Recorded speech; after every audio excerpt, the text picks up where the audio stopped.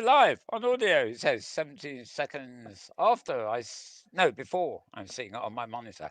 Oh, That's the right. joys of streaming, eh? Yep. Fortunately, you can't hear the miser, you can only hear me. So I'm going to ignore the miser, having satisfied myself that we're live, and carry on with the show.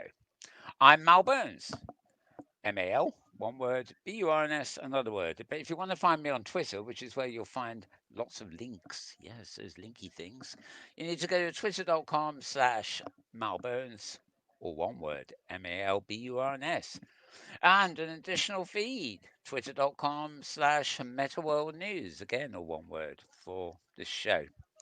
Right, I'm also joined by James Outloud. And he was the person who was cooing me about on air and everything else like that, you see. And Yeah, so I yeah, know yeah. when I came on air here, but I was looking at YouTube and there was no sign of me coming on air. The intro had just started up. So one has to resist temptation when you're doing these things. Focus on the task at hand, which is broadcasting in the world. And try to avoid looking at YouTube on the monitor.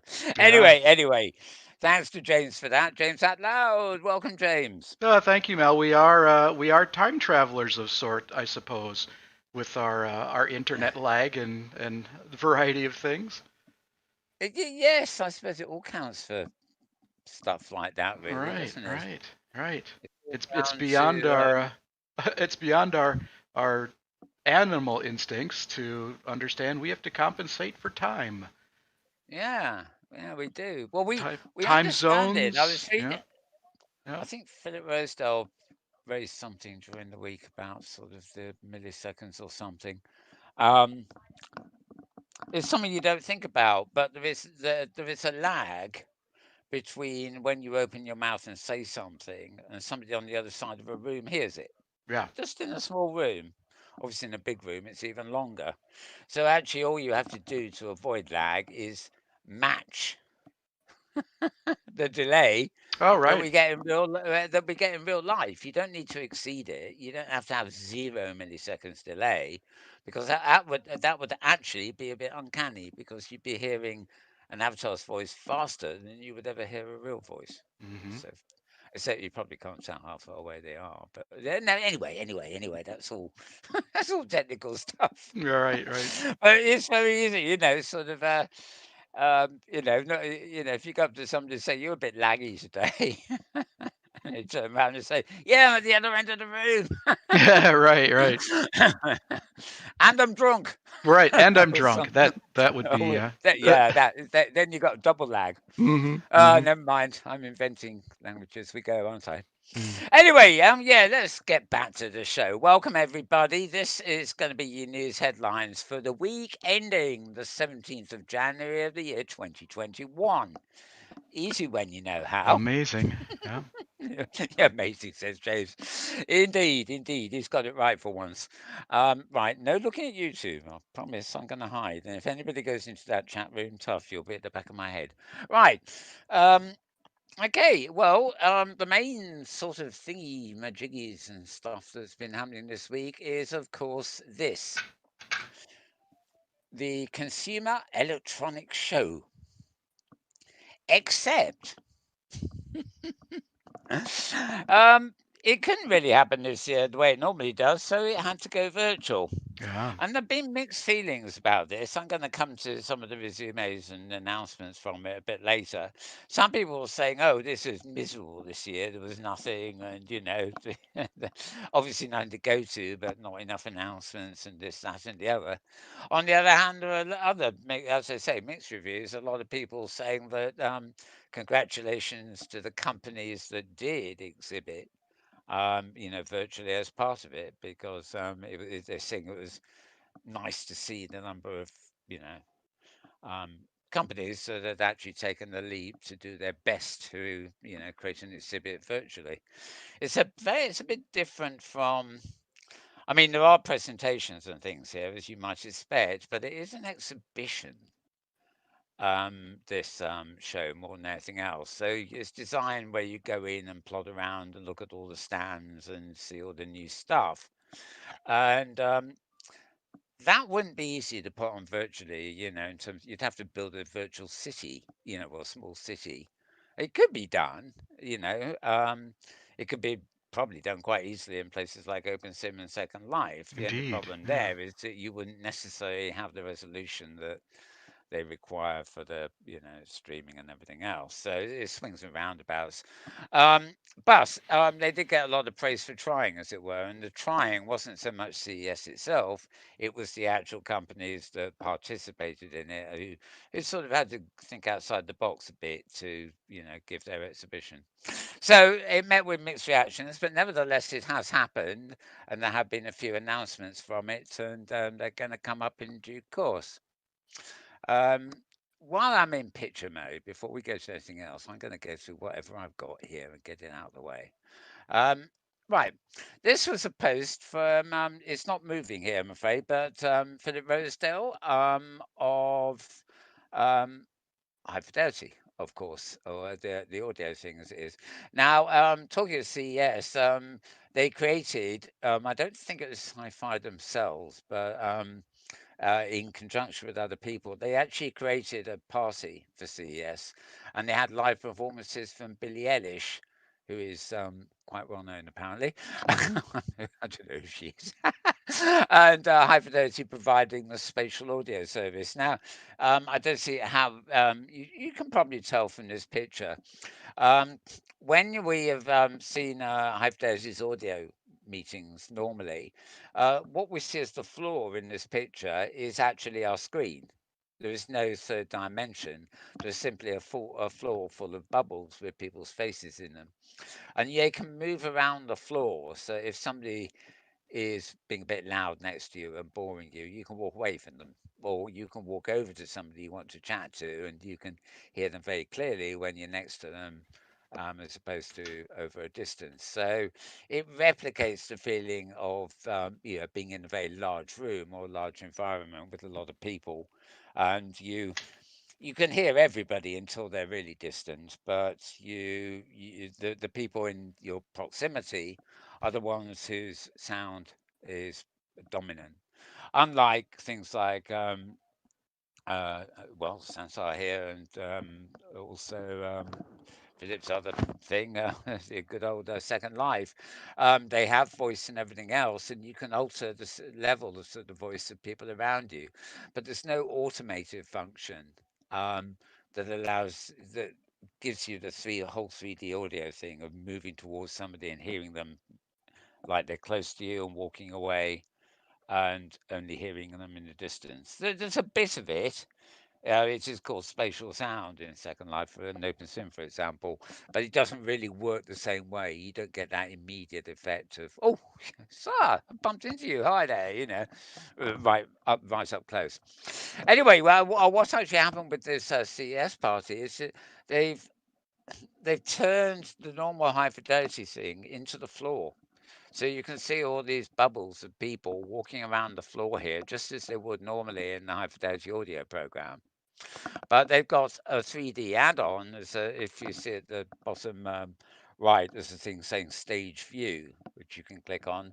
And for the performance side of it, they show 3D avatars instead of bubbles on in the stage bit, which you get with the stage view.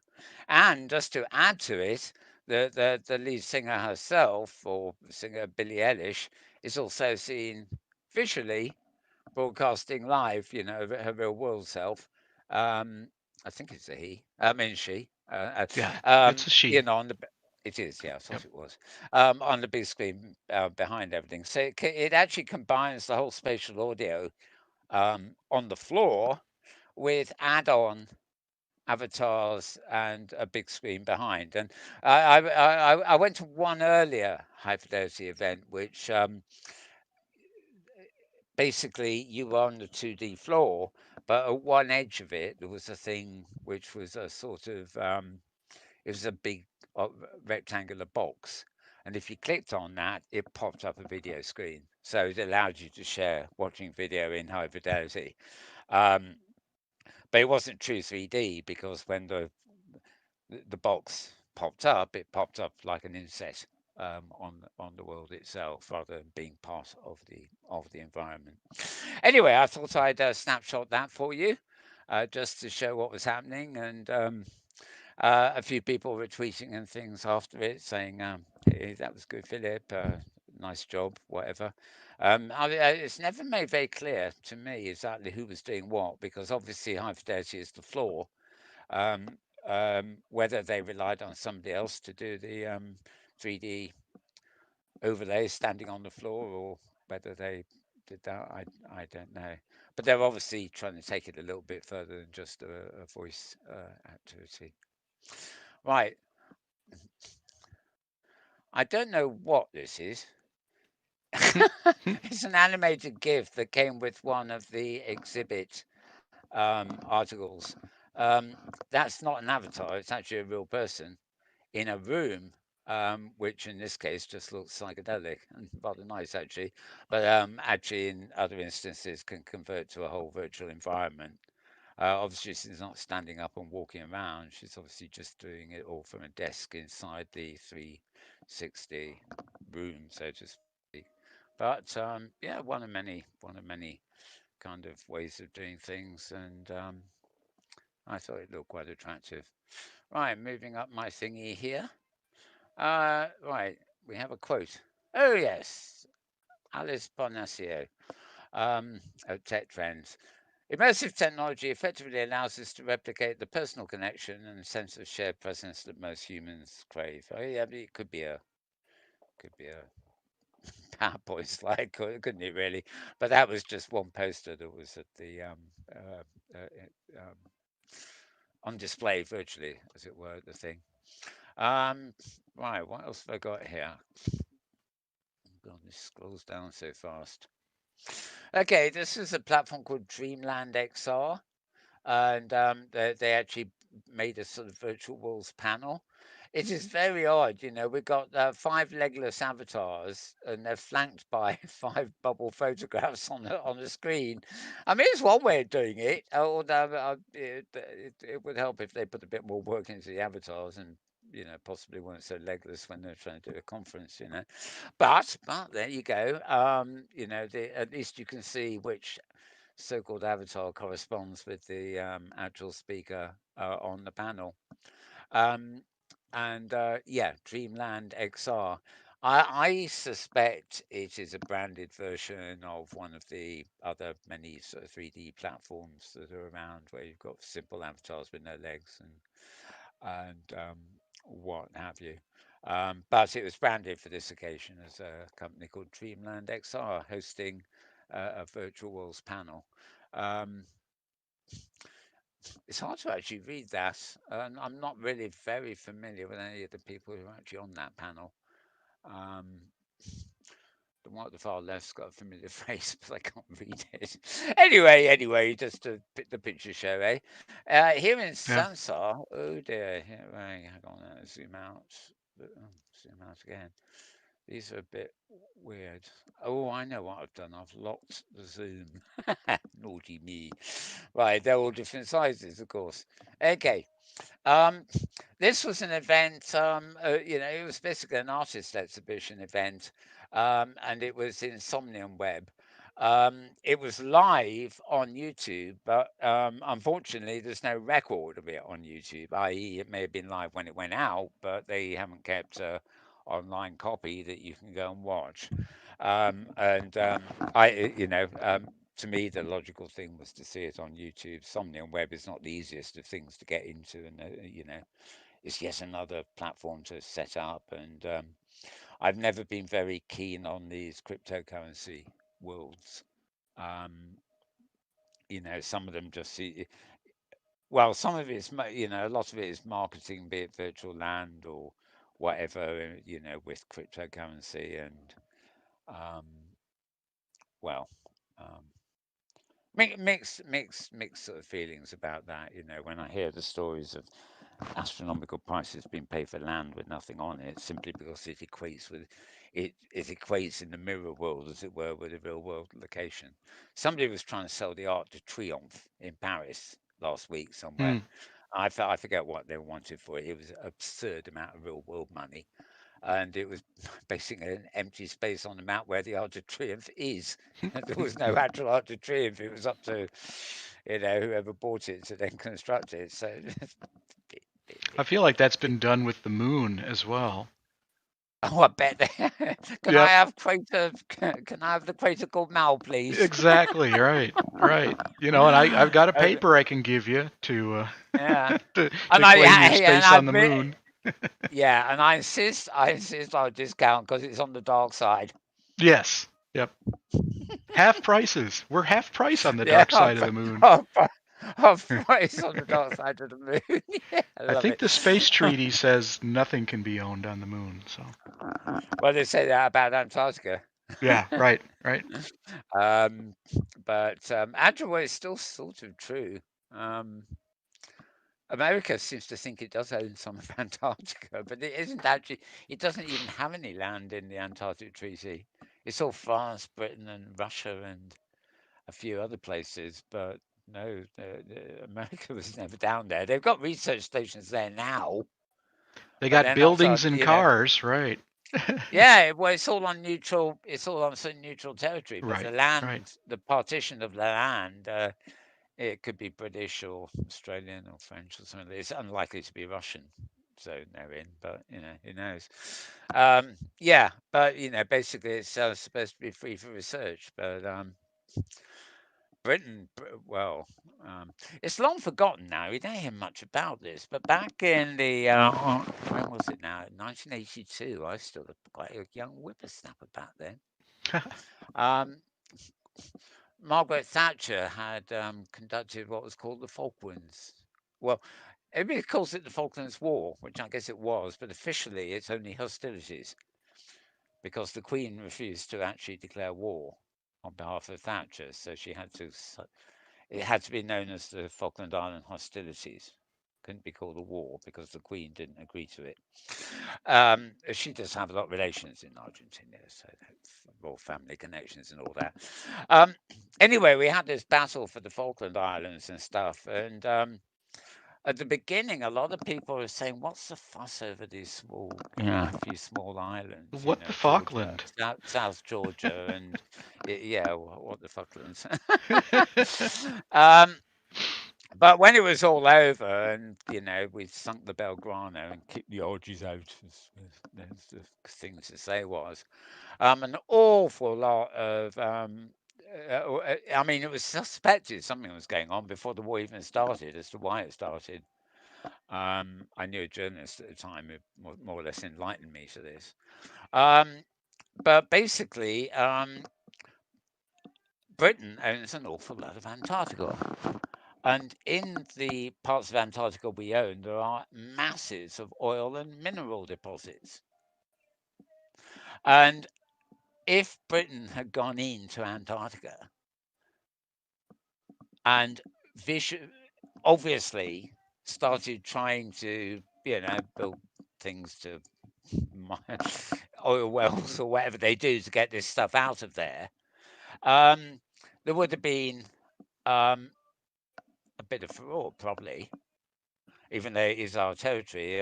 It's France has got its, Russia's got its, and it's all part of a treaty for non-exploitation. And so getting minerals and oil out of it will be exploitation of the natural, reserve.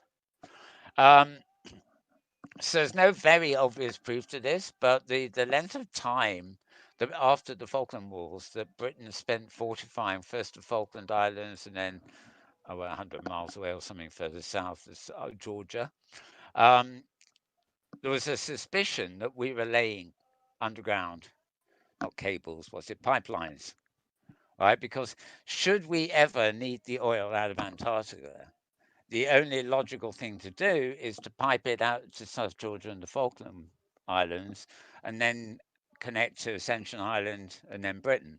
Now, some of it could be shipping by then, but in terms of getting it from Antarctica to the Falklands, it was imperative that we got the Falklands back because it's a staging ground for future oil deliveries. And we might need them at this rate. nobody else is going to trade with us. We might have to take up the option. Who knows? Anyway, I shouldn't be talking about this. It was all. It was a bit more than hearsay, but it's sort of. It's not much was spoken about it after a certain period of time. I get the impression nobody people were told not to talk about it. But that was back in 1982-ish. So what is that I'm now? ready to bring up a That's rabbit hole graphic. yeah, yeah. Oh, very good. Right, it's 38 years ago, so my memory may be faulty. You better ignore everything I've just said. Okay, moving on. Moving on before I get a knock on the door. Uh, oh yes, uh, this was this was an illustration that accompanied an anti-vaxxers. An article about the anti-vaxxers. And a comment on like the Pinocchio nose sort of thing with the lies, I think. The problem is that it stretched the mask out, so it's not covering the mouth or the nose anymore. And, well, anyway, I thought it was a nice illustration, so I kept it. Right. Okay. And finally, um, yeah, Wednesdays at 1 p.m. This happens every week. I will actually zoom into this one for you so you can see it a little bit clearer. Basically, it's a meeting of women in XR and their allies. And it's a weekly meetup.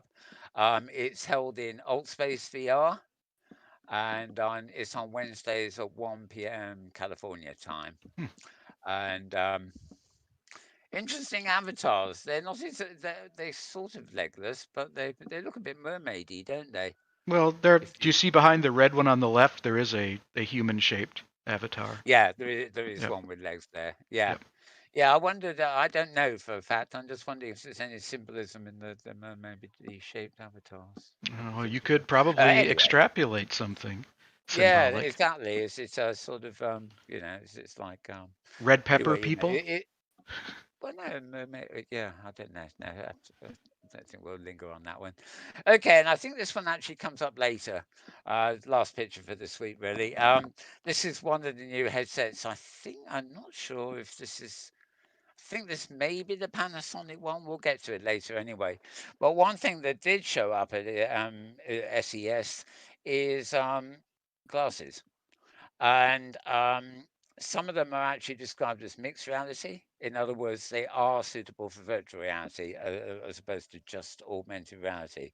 So we'll no doubt get to that later. But as you can see from this pair, I know there's no hand or face attached to it, but I think you can see from the way they're built that they fit on you a little bit like glasses.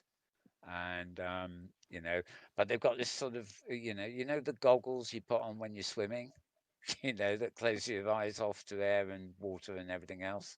They seem to have this that sort of thing, so um, they look like you're wearing glasses, but they also look a bit like goggles.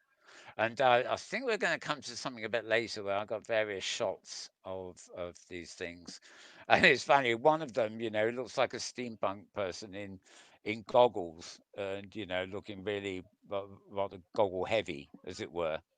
But then there's the same shot from a different angle, and they really do just look like glasses. It's actually the goggle effect is down to the round shape of the glasses themselves and the fact there's a bit of depth to them. But when you see them side on somebody's face, they really don't look that cumbersome. Anyway, let me put all those away. I can actually quit this completely. Put our pictures away, so there's one less program. Oh, very good. It's gone anyway. Right, in the background, and we can move on to our links now. At the beginning of the show, I mentioned our Twitter feeds. This one literally just came in this morning, and it's in the twitter.com Metaworld news feed. It's actually a post from Hypergrid Business from David Karaoke. Oh, karaoke. Karaoke. Well, I don't know how to pronounce it, do I? Right, and it's talking about OpenSim, really. Caprica Grid, Creatix World Grid, DigiWorlds, Eureka World, Exo Live Virtual World, Kitelim, Metropolis Grid, OpenSync Community Conference, OS Grid, Zeta Worlds, and comments. And then, um, right, the headline is Land Up and Actives Down. right? Which basically is, and this is for January, so and we're only halfway through January, so it's a bit, I'm surprised it's come out this early. The OpenSim land area grew by 2,270 standard regions, and OpenSim grids themselves reported 4,000 new registered users this month compared to last month. I don't know, at the same time last month or whatever. However, the number of active users dropped by 646. This loss and then some could be attributed to the Foundation Grid and Virtualville or Avitron not reporting their stats this month. Both grids seem to be closed, and each had hundreds of active monthly users by the end of 2020. So yeah, and you have to remember when it comes to the stats, there are many huge amounts of the OpenSync grids are actually hosted by Dreamworld, Fred Buckhosen's project, and it simply means that the data routing system goes through um, what do we his site basically, but the way it works means that the individual grids using that system, you can't really track their statistics, although Fred himself does purport to give you the statistics. Um, okay.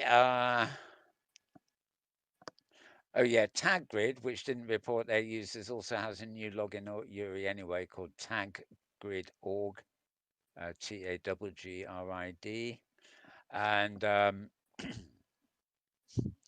also there were 500 actors for the OpenSim Community Conference the end of last year, which obviously is not still happening. So those figures on that grid are obviously not on January's. Um, okay, and then it looks at all of them. Um, Right. Yeah, here we are, Dreamworld. It doesn't include Dreamworld, which I think is a very big mistake. I think they should try and get Dreamworld included because it could, the stats could easily double just by including Outworlds, Dreamworlds. Anyway, a Hyperperica robot has been crawling, blah, blah, blah. And I'm just going to flip to the website here. Here we are. Um, that is the sort of information then grids by active users. But the reason I really wanted to keep this one up and start with it, as I say, it came today, is it has another post. There's actually a lot of posts in one page, and the only post that you get in the headline is the top one. They had a post on the Kitely market to do with product listings, and Tag Grid, which has its own marketplace now, a bit like the Kitely one. Um, then a report on a special technical meeting of OpenSim uh, developer community, which is set to take place at 9 a.m. on January 19th, 9 a.m. Pacific, that is. So let me see, 17th. That will be Tuesday of this coming week. And other meetings are set for January 26th, February 2nd, and February 19th. I think they've always been going on weekly, but anyway, because you used to attend them, didn't you, James? Mm-hmm. Long while back, Long I think. ago, in the Yeah. before Anyway, times. Yep. Pacific morning on Wednesdays, basically, and the address is Wright Plaza region on OS Grid. Um, right, annual Fabulicious Fashionista event to take place next month. Oh dear, well, that's in February, isn't it? Fabulicious. Oh God, the names they come up Mm-hmm. with. Anyway, That this looks is right. Yep. February 7th to February the 13th. That's a Sunday to Sunday, and it's a modelling agency for avatars, I guess, putting on their show, and that will be in DigiWorld. So it's a series of fashion shows, live entertainment, musicals, etc., etc. And the address is login.digiworlds with a z.com, and the region is Fashion Boulevard 2, as in II, as opposed to numeral 2. Right. Soliton Daily Meditations. Right, this is German guided meditations hosted on the Kalasagi grid, Kalasidi grid, I think, KALASIDDHIGRID.com, report 8002. Infinite Metaverse Alliance for community Q&A. This is on the grid called Metaverse Depot. And you can get all these by going to, of course, Hypergrid Business and looking for this article that's supposedly about um, land area. But as you scroll down, you'll find out it's a lot more.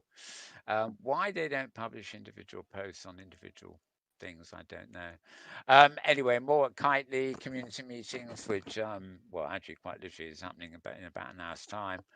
And also in Kitely area called Space Force, where you can learn to use Blender for OpenSim. The Fire and Ice Grid is celebrating its first anniversary, again on Hypergrid grid there. They're averaging around 300 active users a month, and the land area has grown to 87 regions. So it's that's not bad for 1 year old, is it? Mm-mm. Right, more new grids are coming up on OpenSim. Avi Resurrection. Don't think I even want to ask what that is. Could it be anything to do with Avi Wolves? Right, Avi Resurrection, Costa Isla, Dreamers, Jatlan, Kabloom, Living Dreams Grid, Mentis Passeum, Perfection Grid, Threy, and Trinity's Dream Grid, Virtual ADAR, and Virtual World Zone. So those are new grids out there. You can you can quite possibly copy them, but you can get a Hyperico to look them up, or you can probably copy and paste them into an OpenSim map, um, with the full grid name, and it will probably find the login for you. Depending, it's awkward on OpenSim. It depends on where you are and how robust its hypergrid connectivity is. Um, okay, right, they're back to the top grids again, 40 grids by land area at the end there. So, yeah, some interesting stuff there, so to speak. All right, let's return to reader view and move on. Okay, well, moving on to the twitter.com/Malburns feed, which is where we normally start. Beginning of the week, and the computer consumer entertainment show is just about to start. And we have, of course, the XR Weepy Ah, yeah. from Oops.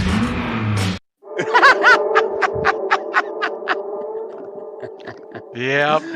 fire up the engine and chase the ghost. Okay, this is Scar scarghost.com. Ghost. SKARREDGHOST.com. And every Monday without fail, except I think once it didn't ended up on Tuesday morning. They post a weekly roundup, and they've gone overboard this week. Not just with this one, but they've got a CES roundup later. We'll get to that when time comes.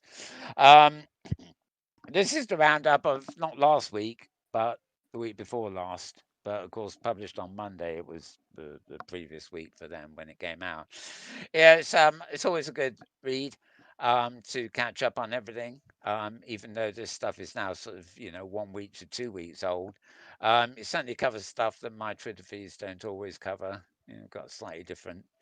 Something much more about VR per se, and probably less about virtual worlds.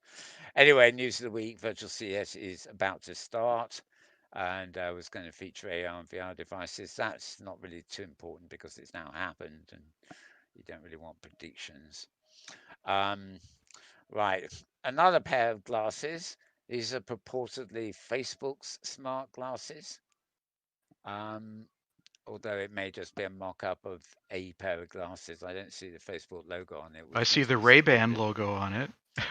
Yeah, well, that may be it. I mean, I know Facebook are working with Ray-Ban on the Okay. glasses. All right. Yeah, I suppose it'd be interesting whether Ray-Ban or the great big F logo gets the biggest mileage on the Right. frame. Of course, some people could argue that they should give away the glasses because they're getting free advertising on your face. But of course, that wouldn't matter to Facebook. They don't work on that kind of logic at all, do they? Anyway, yeah, so a blog post from Andrew Bosworth, who's head of Facebook Reality Labs, has written about all this. So, yeah, as I say, I'm not going to stay on this place for long. We got our own to do. Um, let's see. Newsworthy mention. More about Facebook's research. Um, Midnight Tech Power pucks at power banks for the Vive.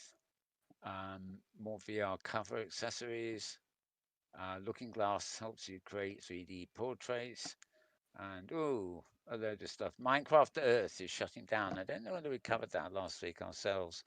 Um, that's not Minecraft per se, but that it was brought up by Microsoft and whatever. But Right. clearly, Minecraft Earth is one aspect of it that Microsoft probably doesn't see any money in. So once you're in the hands of a big corporation like that, things do have a habit of disappearing if they're not pulling in the cash.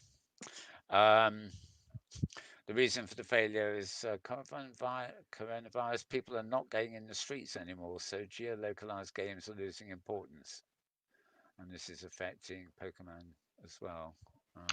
Mel, your voice has gotten quieter. Oh, that's it. Yeah. Oh, ahoy there, There it voice. is. Yep. Right. Okay. I just So I thought will perhaps not. you were getting a little distant from the microphone. I couldn't tell. No, the microphone's in a fixed position, hanging Okay. off my nose. All It right. doesn't move. It moves relative to my nose as my head moves, so it's Okay. always in the same actual position. It's Okay, well, we it's won't be. We internet won't be. demons. All right. Yeah, I know. Well, from now on, I will no longer be reciting the news to you. I will be bellowing it. Oh, yikes. Maybe not actually. I'll hurt my throat. Uh, I'll try. I'll try and keep the volume up. Right. Anyway. Yeah. Just too much here to read, really. Scarghost.com, SKARREDGHOST.com for that roundup of the week, and the same place we always start, really. So, moving on, and we have got roadtovr.com, ROADTOVR.com, and this is about surreal, as in surreal. Get it out? That's quite a nice play on words, Mm-hmm. actually. Mm-hmm. Revealed their first light field AR and VR headset prototypes. They're based in Switzerland, and these are simply prototypes marking ongoing progress in shrinking the once bulky tech into something that can be worn on the head. Not just 3D headset, but light field projection. And they've previously demonstrated very impressive technology, but they've only ever seen it in large benchtop demos. So they've revealed various things they're coming up with, which are a bit more lightweight now. They've also got one for VR and a somewhat more elegant one for AR. Why can't they have an elegant one for VR? They don't really look the same. That square box looks pretty horrendous, and was that one obviously is designed around the eyes. But anyway, um, that's their light field prototype. Um, Basically, it's a mini headset, isn't it, with the glasses hanging down from underneath it. So it's a bit of a hybrid, really. Not quite a headset, not exactly glasses, more of a two-in-one, as the expression seems to be. Ah, that's the evaluation one. And this is the projected one for next year, um, which will be tethered to a smartphone. All right. And yeah. Oh, God, that really does look clunky. And as you can see, that's tethered to an iPhone or something or other. Um, you got to remember some of these tethered ones are I don't know where there's any universal ones at the moment, but the plan seems to be that they will plug into a smartphone. So whether they'll rely on the Android operating system or Apple's iOS or both, not quite sure really. So it's all news anyway, and yeah, you can find out more about that from the links in that article, which is at roadtovr.com. Right, now there's a couple of other kind of virtual worlds that have been around and about for a while. They're not exactly the biggest one, but sometimes they're under the radar for people like us because we think they look amateur, but in fact they're doing rather well. And Rec Room, which is one of them, now has over 100, sorry, 1 million monthly active users. And it reported it crossed the 2 million annual VR user mark, but this is actually active. It's not less because it's the actual active users. It's a free platform and it's got wide distribution. It's available in VR headsets as well as traditional monitors, and includes cross-platform play. And okay, uh, many of that's interesting. At its peak, it had more of a population than many of Europe's micronations like Monaco, Liechtenstein, or San Marino. Okay, it's a silly comparison, they say, but Hmm. right. Okay, I actually thought we had. I thought there were some pictures to go with that. No, must have been another post I was thinking of. All right. Okay, moving on again here. Right. Vuzix's new micro LED smart glasses look like tech you'd actually want to wear on your face. This is a post at theverge.com, TheVerge. And this is not very explanatory as a photograph go, is it? There's so much of the glasses and some kind of schematic there. Um, Similar to Google Glass, Vivix smart glasses are more heads-up displays than true augmented reality devices, and they are designed to mirror information from a paired smartphone. More or less the same thing I was talking about just a minute ago. So these are from Vuzix. And yeah, just read the review and or about them at theverge.com. Not much more to say about that, really. Um, Moving on, that company called TCL have ready wearable display glasses for launch, plus new wireless buds and a pet tracker. Well, a pet tracker is one thing. Wait till you see the headset for pets. Hmm. Somebody's got a poor cat in a headset.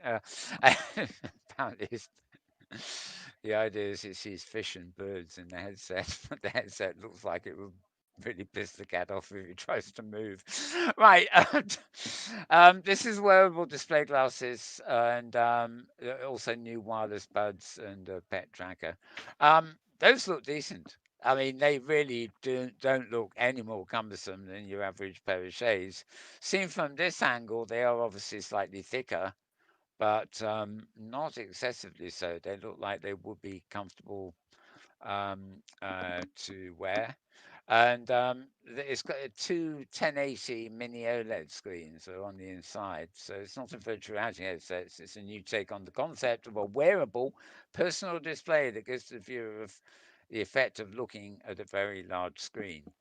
So they look comfortable enough, and sort of. I mean, for people who go into their Oculus headsets and things like that, to go to the big screen app, to watch their movies as if they're on a IMAX screen in front of them or something. I don't know. This will be a much less tedious alternative. You can imagine, just snapping um, something like this on, to bring a movie into your face, so to speak. It produces the effect of viewing a 140-inch display from 4 meters away with a density of 49 pixels per degree. And they can also display 3D content. So they look quite nice. They're also making. It's funny, all these people are bringing out rival earbuds to Apple and stuff like that. They don't. They all look like copies. They're down to the shape of the headphone and the little rubber thing at a different angle, and then it's almost as though none of the competition can actually come up with anything other than copying Apple. I'm surprised Apple don't really make a fuss of it, but yeah, it may, the insides may well be different, but it's like that. It's the kind of approach. I suppose traditional headphones all look much the same, but I don't know. Right. Oh yes, and this is the pet tracker. So in case you've got a pet, and let me see. Actually, 14 days of battery life on standby, and you get a notification if your pet leaves a designated area. And you can monitor their activity levels as well with real-time location tracking. Um, it's priced at about 99 euros, which is about 120 US dollars, but it says it's unclear whether it's even available in the States. And it seems to be, um, they don't seem to know. Right, moving on, moving on.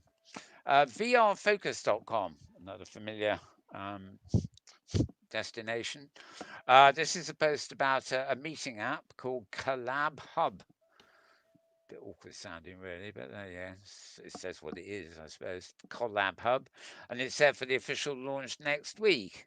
This is posted on the 12th, so well, presumably that's early this next couple of days. For 3 years, they've been developing and drawing and a meeting app, and they've had an early access title on Steam. It allows users to collaborate through a virtual whiteboard, and it'll be in the Oculus Store for the first time this coming week. It enables 12 people to jump into a VR environment with a big interactive whiteboard at the center. So very much aimed at having meetings and business. It's just a bit. I mean, I think it's fair enough, the interactive whiteboard and everything, but I remember after what, 1.5 decades of Second Life, more, there's something cliched about the guy who stands on a virtual stage and shows a PowerPoint presentation. You know, you got these expansive, immersive spaces where all sorts of things are possible. And what do? You bring PowerPoint into them. You know, Yep. and desk to PowerPoint is a saying that is almost out of fashion now, but it is still relevant. Anyway, Collab Hub does all that kind of stuff. So if you are, having um, um, a meeting, with this is Oculus. I don't know. I think they're talking about Vive in a different context here. Um, Monday, 18th of January, so it will actually be tomorrow, and that will hit the Oculus store for Rift. An Oculus Quest version is still in the works, with the launch slated for Q2. That's interesting. So I'm surprised they would launch for Rift. Well, never mind. Okay, but this may be the sort of thing you want if you hold these kind of meetings. Let's have a quick look at what they've produced here.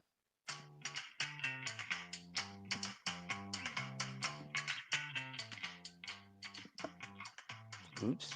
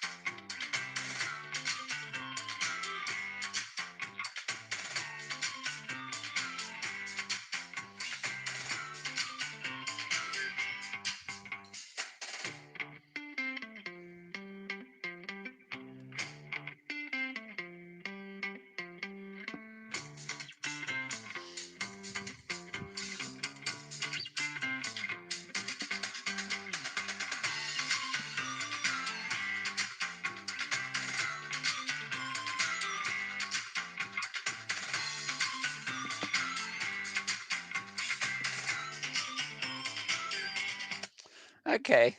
Well, actually, it looks like you can do a bit more there. I was probably, if I gave the impression I was accusing them of being PowerPoints, there's obviously more to it than that. But because a lot of virtual worlds just allow you to bring stuff in.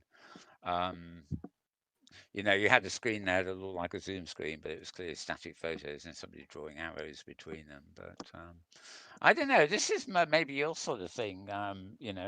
In universities and things, maybe, James. Does that look like the sort of thing that would be That looks like particularly something useful in people your would like to field? sell to universities, but it's awkward. I mean, nobody likes drawing with a mouse. People like drawing with the tablet. And Yeah, so, drawing in a whiteboard in VR, I found to be very frustrating. right. So, I think this is available on. Yeah, no, you may have a point there. I know they do market pens for 3D pens now you can hmm use in hmm VR, but Yep. yeah, I'm the same actually. Even on my tablet, I'm not very comfortable drawing. I always thought, when I got my tablets, Right. It was going to be magical. All right. I'd be painting away and everything All else like right. that. Right. Yep. And one of the main things I use it for, but I still find it awkward, just having done it a load of time, is instead of scanning a signature, I can sign documents live on the tablet. Yep. People can watch me do the signing with video if they need to, but more importantly, I can just scribble in place. But invariably, I scribble, the scribble goes onto the actual screen and it's too large, and I can never quite get the discipline down because I just move my hand like I was signing on paper. And it fits within the tablet easily enough, but it then shows up on the document at like full A4 size. and, Yeah. uh, When I you sign know, documents electronically, I have Adobe render my signature because moving my hand to make a signature is terrible. yeah, I thought I can.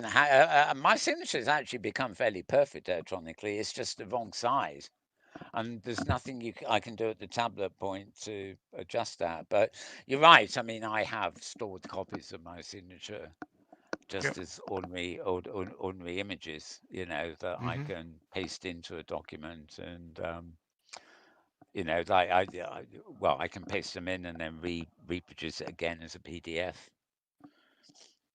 So that it's not a component part that anybody Right. can fiddle with. But Right. it's yeah. Um, but even now though, some people say, "Oh, we don't do that.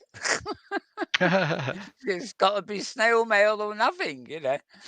Fax. It should Anyway, be. It should move. be a fax. Really, fax is the advanced Oh technology yeah, we should be using. yeah, state of the art, man. State You of got the to use art. facts. Right. Yeah, there's nothing more wonderful than a pixelated signature A from a black and fax. white facsimile. That's right. On tissue thin Oh paper. dear. Oh yeah. Oh dear. That's the best. Once upon a time. Anyway, that article, by the way, is at vrfocus.com. So it's vrfocus.com. And moving on, we're going to a site called The Ringer. Yeah, it's a dead ringer for, well, I don't know what really. The Ringer, TheRinger.com. And the article is from the beginning of the week and it's called Waiting for the Future of Virtual Reality. Um, despite advancements, VR is a massive entertainment. It's still a way off. What will it take to change that? Very true in many, many ways. Carrington, what's the um, right? Are they trying to send Well, someone down the rabbit hole? but I don't wear a headset, so I'm not going to be chasing a rabbit. I mean, a carrot. I mean, oh god, what is it? The carrot and the stick. But what I don't get. Well, there's the stick and the carrot, but what's that? I don't know. Anyway, they talk a bit about the Cyberpunk 2077 video game that's really recently released. That's controversy over that just never seems to end at the moment. Um, but then they start moving backward about pioneering technology in the early 2000s, and yeah, a few. It's quite a long article that covers the state of the art, really. Although, as pretty obviously indicated, oh, I'm not going to scroll all the way down there.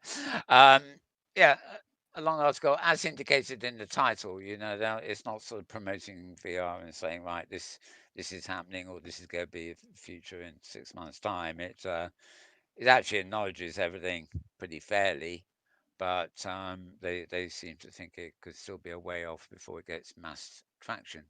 And there's many indicators that would lead people to believe that. All the gamers and things like that that want these things have probably already got it by now. Um, Okay, so that's at theringer.com, or one word. And moving on, we're at another site. This is Nanalyze. Hmm. Right, this is interesting. Nanalyze. Okay, Nanalyze.com. And they're talking about Dreamscape. Now, I showed you a picture earlier on um, from the CES, I guess it was, which you remember had it had the photos behind them and the legless avatars in front of it. That was Dreamscape, basically. So VR startup Dreamscape pivots to virtual reality learning, and uh, it's hard to say which industry has suffered most in the pandemic, etc. While there are a few professions that perhaps could go extinct, professional cuddlers, anyone? It may take years to recover, blah, blah, blah. Movie theatres are high on the casualty list. Hang on, what's that? Okay, so, they're doing the doom and gloom paragraph, then they're going for VR meets hard reality. Um, um, okay, virtual reality theatres, people spending 20 minutes or more indoors hooked up on headsets. Um, Well, that's out of home, isn't it? Which you're not meant to do at the moment. Um, no, I'm not going to paraphrase the article. It's just, it's here we are, Los Angeles-based Dreamscape. It's been around 4 years and it's had 30.6 million US dollars in funding, I guess, at February last year. That's a year ago. About a month before the WHO officially declared the pandemic. Blah blah blah. Um, okay.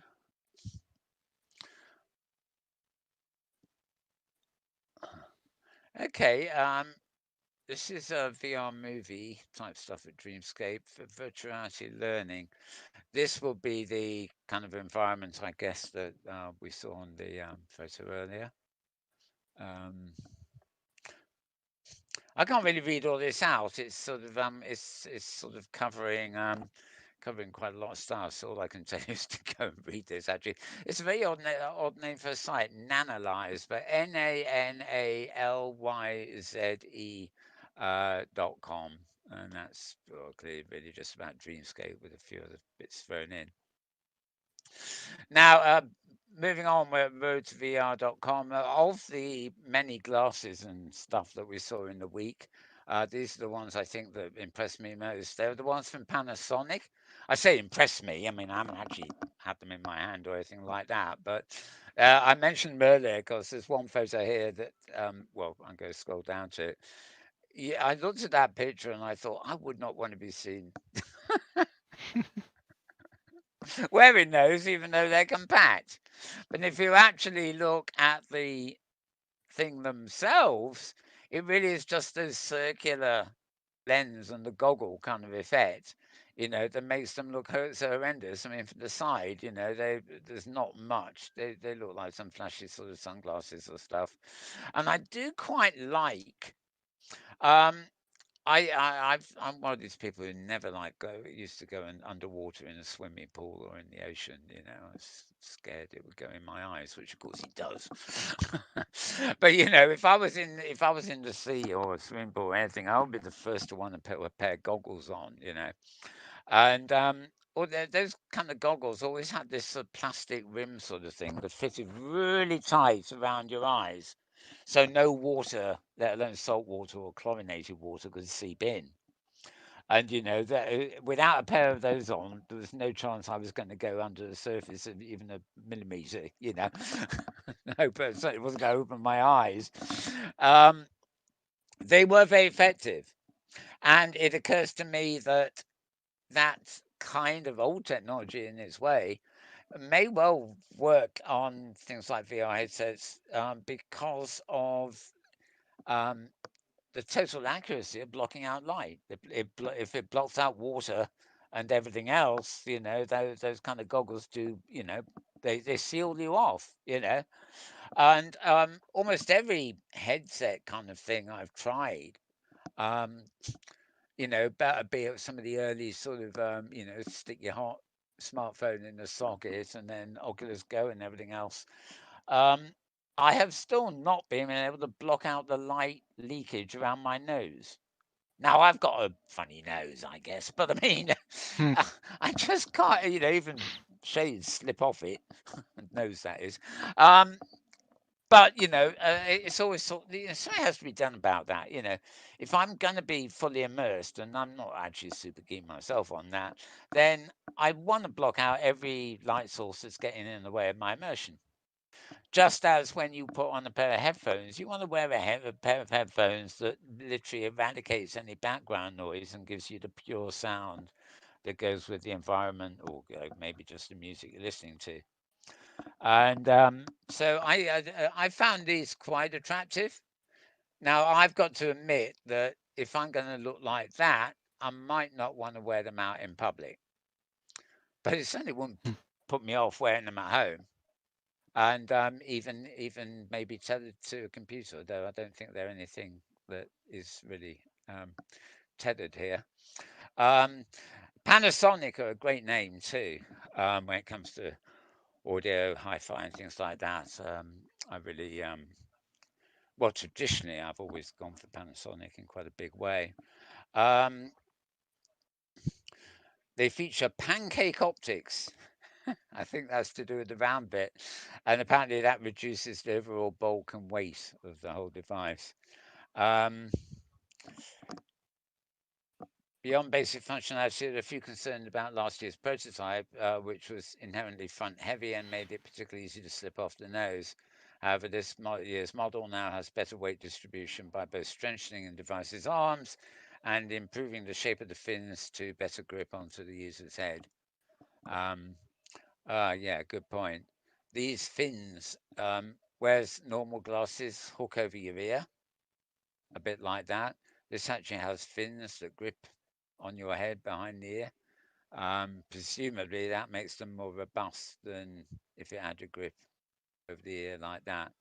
But I'm only getting product photos. You can see them as well as I can, or nearly as well, probably. No clear price or release date in sight. So again, this is one of the products that was shown off at the virtual version of CES, so to speak. Just as it would in the real world. Obviously, people are complaining, consumers, and it is a consumer electronics show, that they weren't able to try them on, as consumers want to do. That doesn't work with virtual, exhibitions, virtual conferences. You can still see and hear, but you can't try things on like you can at exhibitions. So, most of this is um, getting a good reception, but the actual products are going to be a bit of a way away before consumers can find them. Okay, moving on, and this is your first chance to actually rev that engine. Oh,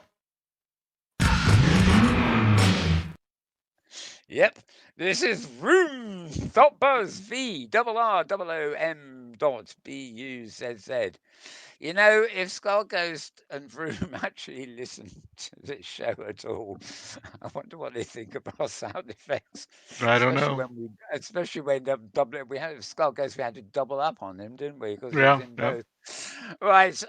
Okay. This is Massachusetts Institute of Technology, advanced facility for nanoscience and nanotechnology, have announced their MIT Nano Immersion Lab, their first open access facilities for augmented and virtual reality and interacting with data, etc., available to MIT students, faculty, researchers, and even external users. So if this is your thing, you might better get a tour or even get in and play with some toys. Who knows? Hmm. Anyway, very academic, of course, but MIT are MIT, probably the leading technological institution on the planet, really.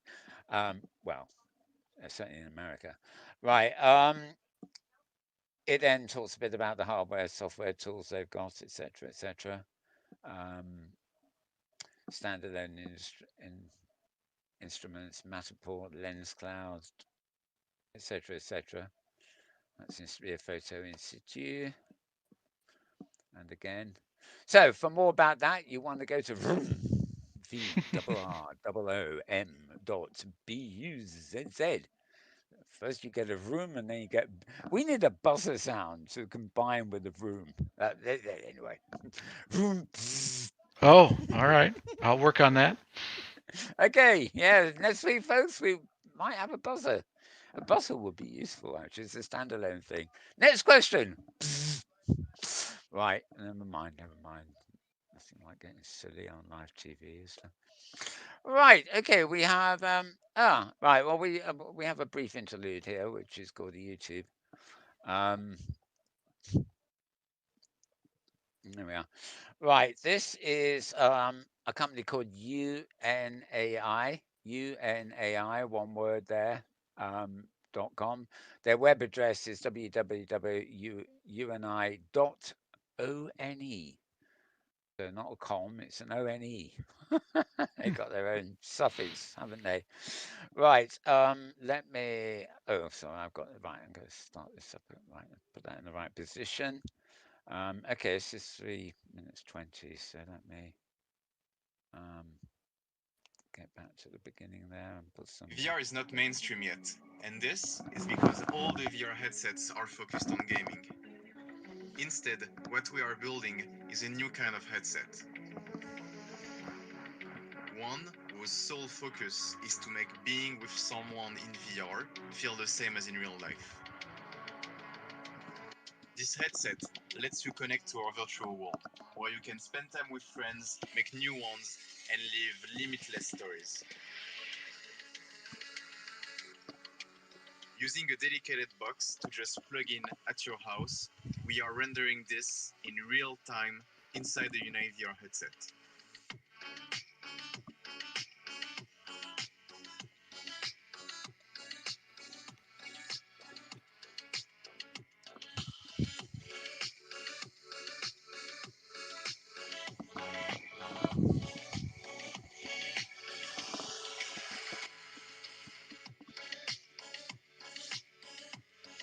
All this is only the very beginning, a first step towards making the metaverse real.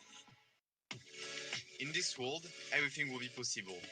You could have a walk with friends, going to a waterfall as high as the clouds, telling them childhood stories on the journey. Travel to dreamlike ancient places with new friends, or explore a whole new world with strangers. My name is Max Coutet, and with my best friend Gabriel, we built our own VR headset when we were 15 years old because we couldn't afford to buy one. We open sourced it 4 years ago, and since then, we kept building new VR headsets. And now, we are building Unai. From this experience, we learned that we cannot build the hardware and the software separately. They have to be built together, in perfect synergy. This is why Unai is both an all-in-one VR headset and a virtual world made just for it. The first step is that being with someone in VR should feel the same as in real life. Doing so requires true spatial audio and precise facial features and body tracking. This is done using a multitude of cameras and mic all inside the headset. The focus should be on human interactions, on making people look and sound like people. The movement of the lips, the eyes, the eyebrows, all those details should be as close as possible to the real thing. We deeply believe that the first mainstream use case of VR will be social, not gaming. Things like hanging out, chatting, and meeting new people. To us, what matters is to build the perfect world and device for people to live their virtual life. To achieve this, we are recruiting artists and engineers. We need talents to help us craft what will become the metaverse. If you want to apply to join the Unite beta starting in 2021 or apply for a job, join us on unite.one.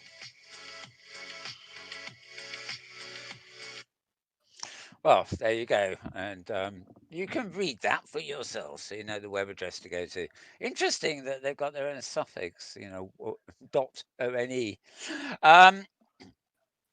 The environments they showed there at the beginning, actually, I found very attractive. I thought this is kind of interesting, they're my type of environment. But um, this really seems to be. This feels to me like, I mean, imagine Second Life suddenly sold a headset for you to look at Second Life in, and you could no longer look at it any other way. You had to buy a headset to go into Second Life. Um, it would not be to the detriment of the Second Life environment necessarily if it was done properly, but it would be to the detriment of many users who really would not want to have to buy a clunky helmet to put on to go into the world.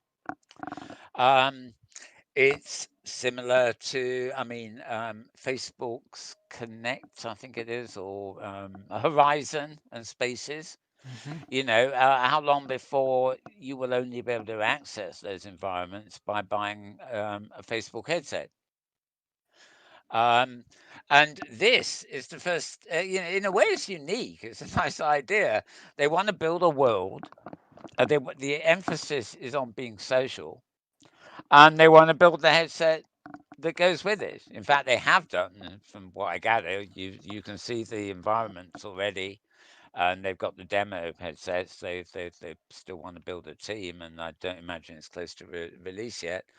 But there's something nice about that idea. But I think maybe it's something that should have happened at the beginning. 10 years ago, 15 years ago, maybe. You could build a world to compete with something like Second Life in those days, and have it available in a kind of headset. But I think it's probably not a good idea for them to be combining all that, because our devices are our devices, and we all have loads of them, but we all use different ones in different combinations. And somebody has an iMac, but they don't necessarily use an iPhone. They may use an Android phone. So it's a mix and match situation. And the idea of this product, I don't know, an all-in-one sort of thing, however pleasant the environment looks, and however much the headset promises, I just, if it only costs $10, maybe, but I rather suspect we're not talking about that price range.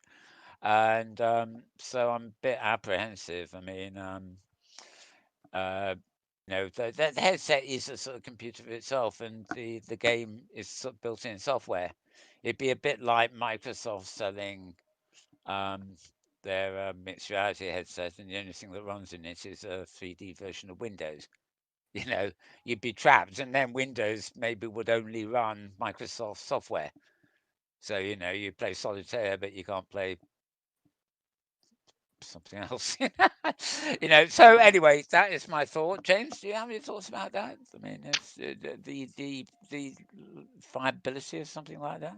Uh, uh, no, I mean it's a great effort, and good luck to them doing that.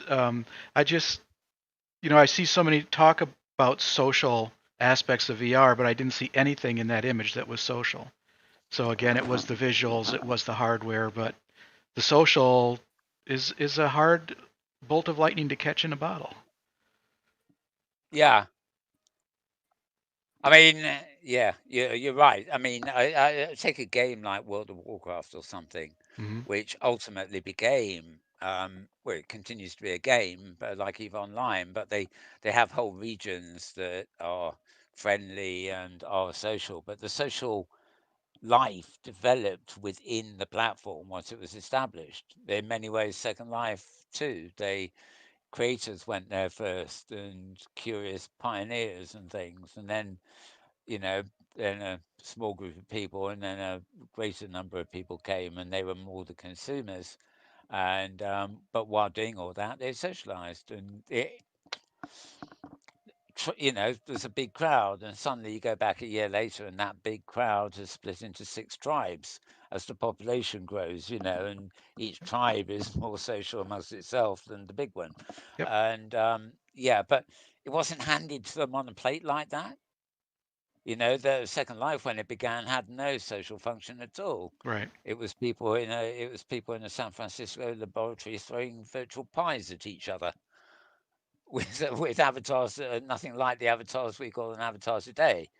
And it was only after those formative call it that, times that the platform developed and became more, and then users started coming, and then the users could create. And Philip was having a conversation on Twitter about this today. He was sort of saying he reckons that even now it's the all-in-one solution that no other platform has, including his own, like Hyperdoses, have ever really superseded. 'Cause you can do everything there. You can build, you can look at things, you can explore, you can socialize. And it's all in one interface. You don't need to go to somewhere else to build and then import it and all the stuff you have to do elsewhere. Um, so yeah, I mean, how many times can that happen? I mean, presumably the Facebook people want to try and make that happen with their horizons, but they've got a long way to go in terms of the look of it, and also the trust element for one thing as well. Um, we'll have to see, but in a way, you know, Second Life was a one-off, but it was so good that although Open Simulator sort of emulates it to a great extent, there haven't really been any other platforms that allow you to do all that in one place and also enable the amateur as much as the professional. So yeah, curious one. But I Hmm. mean, I like the look of Unai there, so I wish them luck. But I really don't think they will be going for. I think they would be far better off marketing the world they want and the headset, a different headset as separate products that happen to merge. But they seem convinced that the world has to be in the headset. So Uh, a shame, but well, we'll see. We never know what will Right. happen there. Right. So let me see. Something is about to howl again. Oh, you're kidding. All right. I'm not kidding.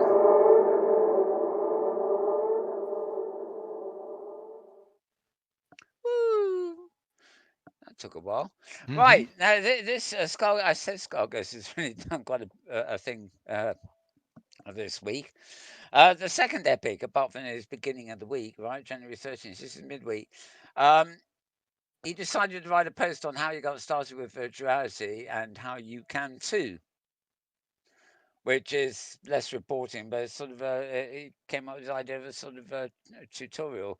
A common question is received on 4 years on the blog, social media, and Quora. Say, how do I get started with virtuality? And the question is vague and doesn't define exactly what sector of XR is of interest.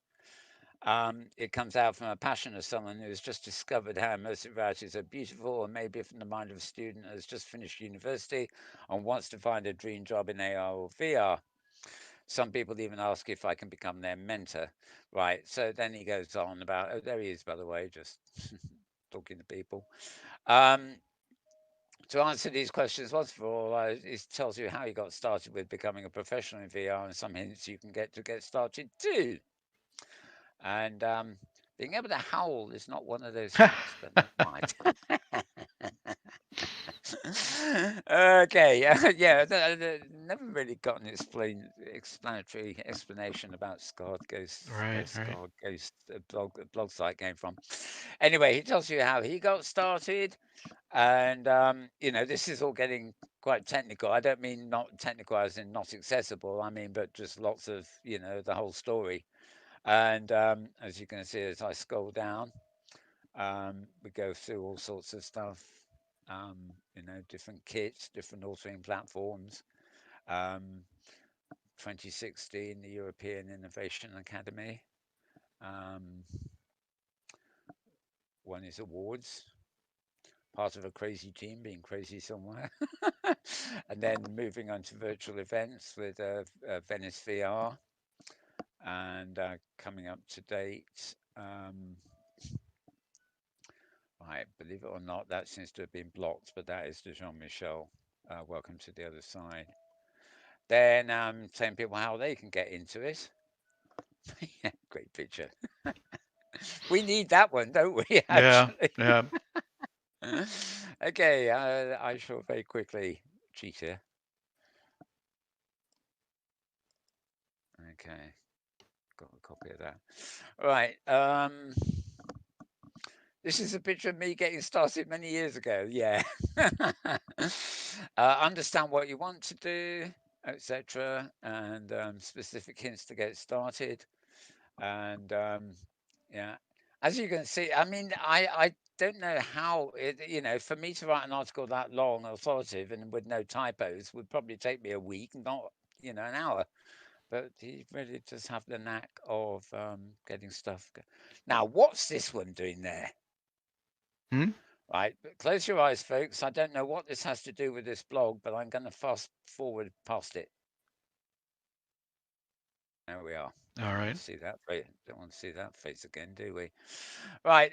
If you don't have a breakthrough idea, simply offer your services to somebody who has their own dream. Blah blah blah. Or being a freelancer is easy. Finding customers is hard. See, it's gone right into the whole, every bit of the process, and now it's going into categories of jobs: UX designer, multimedia creator, etc. And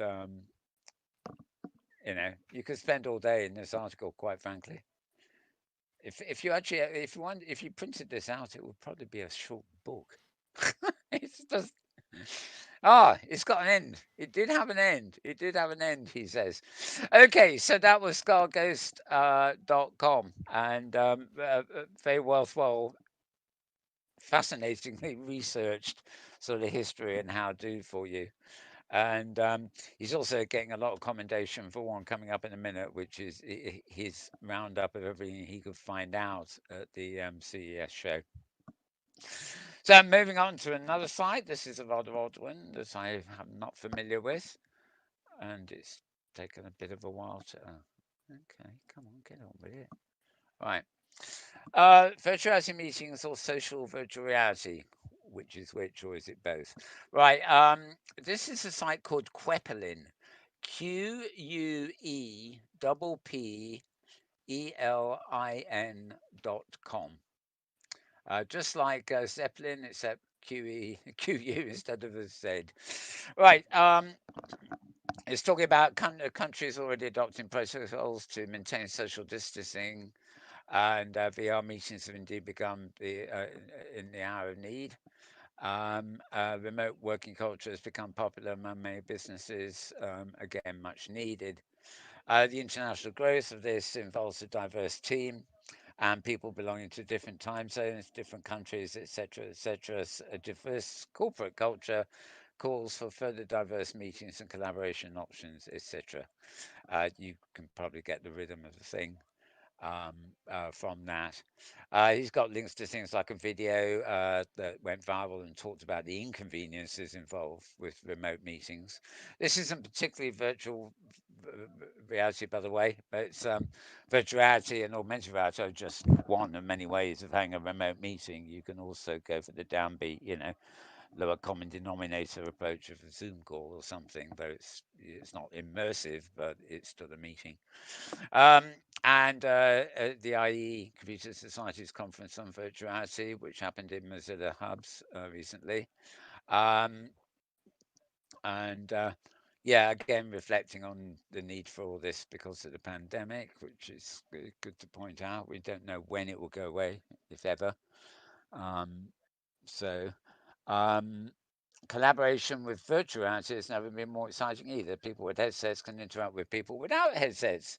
You can even have avatars or choose no avatars. You choose the surroundings of what you like, and there are sound effects to help you feel just like it if it interests you further. And then watch the video. Bit of promo for Old Space VR there. Uh, it's funny how OpenSim and indeed Second Life, the big parent of it all, don't get much attention in these blogs. Now, understandably, if they're talking headsets, it's understandable because those platforms don't work in headsets. But if they're just talking about socializing and holding meetings and things, I mean, Second Life can offer far better than what you see there in Altspace. You may choose Altspace if you've got a headset because you can't go into Second Life that way, but and then some unnecessary publicity here for that thing. Um, which you may have heard of. Again, lots of legless zombies inhabiting that world. And Then a few other more business in Meeting Room, IO, and experiencing virtuality meetings. Again, lots of how do and suggestions of where to go. And then 3 must attend conferences. Well, whether it's a Facebook developer conference a must attend, I don't know. I wouldn't have thought so. MWC Shanghai, and what's the other one? Microsoft Build. Probably rather obvious.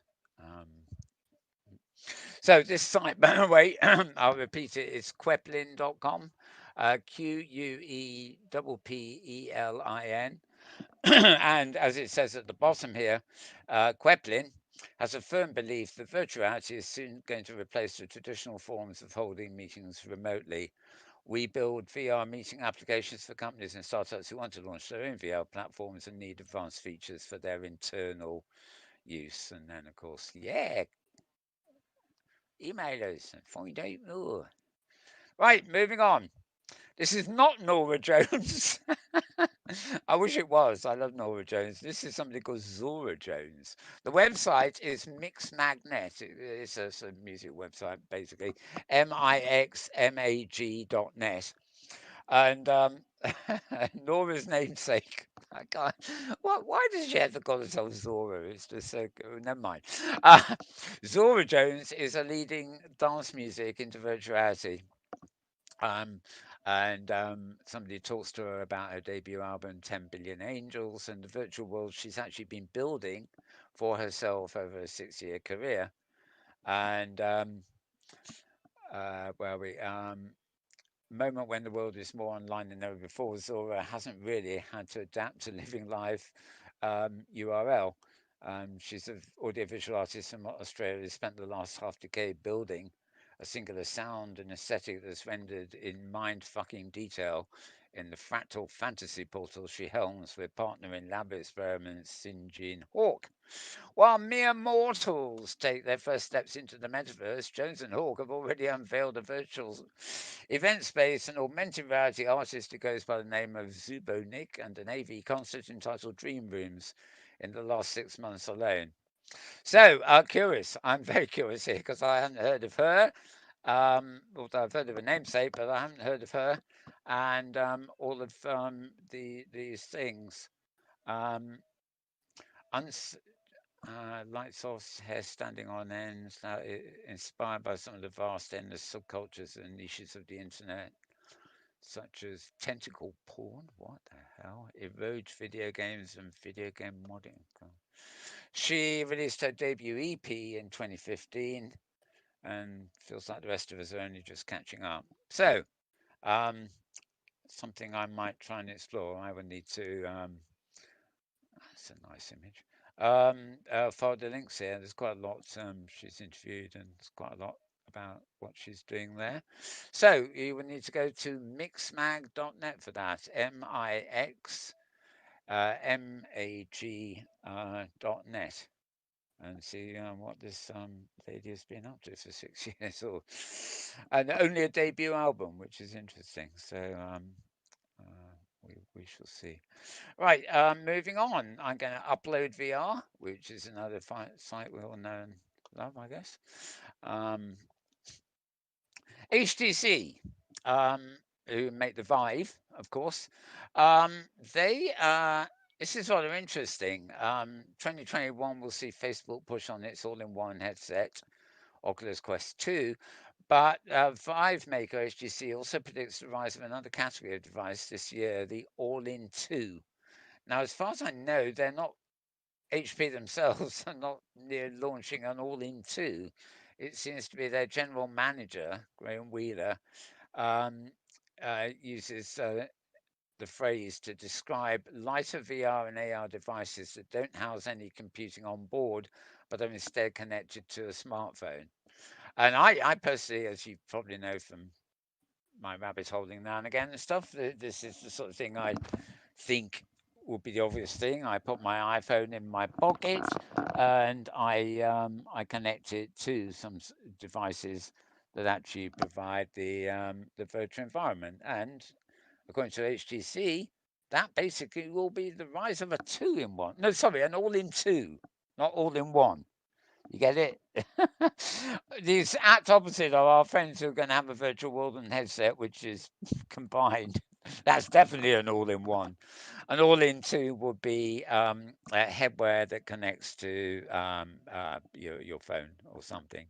And in fact, I think it would be all in, more like all in 4 or 5, because you could, if get used to it. If you wear some reasonably lightweight glasses, plug them in or Bluetooth them with your phone, just same way as your earpods connect by Bluetooth. So you'd have earpods on your ear for best sound. You'd have the glasses or headgear for best vision. You'd have your phone in your pocket, sort of sorting it all out. And if you've got a watch, you can. Fascinating thing I did that I haven't got the software on the actual Mac or um, phone to use it, but you can use on your keyboard you can navigate in the virtual world with the up, down, left, right arrow keys. Well, you can get that like on the watch face of an Apple Watch, so you can navigate with just 4 movements on the Apple Watch in the virtual world. I mean, well, you have to have an app that goes with it, but you could technically be using your watch to navigate and viewing the actual world on your Mac or even on an iPad or even an iPhone. Now, I suspect that's a bit small for looking at virtual, environments. Anyway, moving on. Get out the rabbit hole, Mal. Get out the rabbit hole, please. Your viewers are moaning. Right, okay, so will 2021 be the year of the all in two, so to speak? And the more predictions from HGC, but this is actually a fairly short post. Again, it's all these people have been talking around, CES and whatever. So this article's at uploadvr.com, uploadvr.com. And moving on, we've got 2 visits this week, as it were, to Voices of VR podcast. Um, 971. Um, Mark Pesco's book, Augmented Reality, contextualizes AR with history of HCI and the future of localized metadata. The book was released on the 8th of January, so it's pretty recent, lucidly written, looking at the past, present, and future of augmented reality, mostly. Obviously, Rob has interviewed him, and that is actually a promo for his book. G'day folks, Mark Pesci here with my new book, Augmented Reality, Unboxing Tech's Next Big Thing. Augmented reality is going to be one of the big technologies of this decade. You're going to see big products from Facebook, from Apple, probably from Google, other companies. It will change the way you see the world, literally. It will bring the world into a new kind of focus as all of the data inside all of the objects in the world around us is revealed to us. And it will give us a way to be able to see the depth of the world that right now we can't. It will change a lot, just as the smartphone did in the last decade. And you need to understand what that means. And that's the purpose of my book, Augmented Reality, Unboxing Tech's Next Big Thing. Get it at your favorite bookseller, Amazon, iBooks. Just get it. Thank you very much. We don't do ads here, but what the hell? I think we just did. Exactly. He's well known, Mark Pesca. I've never seen a. Hmm. I don't think I've seen a picture of him before, actually. But yeah, but it's sort of, yeah, free advert. Now this is rather funny, and IndieWire. This site is IndieWire.com. Now this has been covered in quite a few places, actually. Jennifer Hudson and Daisy Ridley. Daisy Ridley is, I think, the daughter of what's his name? Ridley, not Ridley Scott. Anyway, she's British. Jennifer Hudson's American. But they did this together as avatars in their respective countries and publicist into VR for a red carpet premiere. Basically, there's a new VR experience which has been outside of this news item. It's been hailed as very good, basically. I think it's a 20-minute thing. Let me just see here. Right. Yeah, that's Daisy Ridley, and that's her character in the VR Baby yeah, Baba Yaga. and that was filmed at the virtual reality premiere. That is some picture from inside it. I was just going to swap to their web page. I thought I have more uh, pictures here. Um, no, that's their avatar again. Okay, well, there actually are more posts about this same thing elsewhere, so it's not particularly important. There is one post that has a picture of the two of them together. Um, well, no, they're not standing together. They've got their avatars together, and then it's got their real life um, photos beside them. Um, basically, they are they are performers, and they're in promoting the this piece, right? Uh, Daisy and Jennifer stood on stage for a captive audience. I've been holed up for a year, so this is the first party I've been to, and it's just great, said Ridley. Her animated self smiled and looked at the room. I'm in awe, Hudson added. In reality, they were hidden behind headsets, with Ridley located outside London and Hudson in Chicago. In the VR crowd milling about before the conversation began, an attendee snarked, "You've got to wonder how many of these people are wearing pants right now." We all know that one, don't we? Mm-hmm. Anyway, yeah, so basically, it was an online VR launch for a film that in itself is a VR film. And it doesn't push the potential of VR in any bold new directions, but it does adequately illustrate the medium's formidable efforts, great work with a broad appeal. It's a half-hour experience, and ah, it's co-directed by Eric Darnell, a veteran animator whose credits include Ants and I remember this one, Madagascar, which was a trilogy, I think. So yes, nice animation. Baba Yaga is hardly a video game, and a whole handful of moments impact the drama, which the studio introduces as a means of getting the viewer to more fully relate to stakes at hand. We wanted to make you the main character and let you make different choices that have huge consequences at the end. For every film project, we choose something that's very difficult but also more creative. So, anyway, it's called, as I said, Baba Yaga. There it is. Baba space Yaga.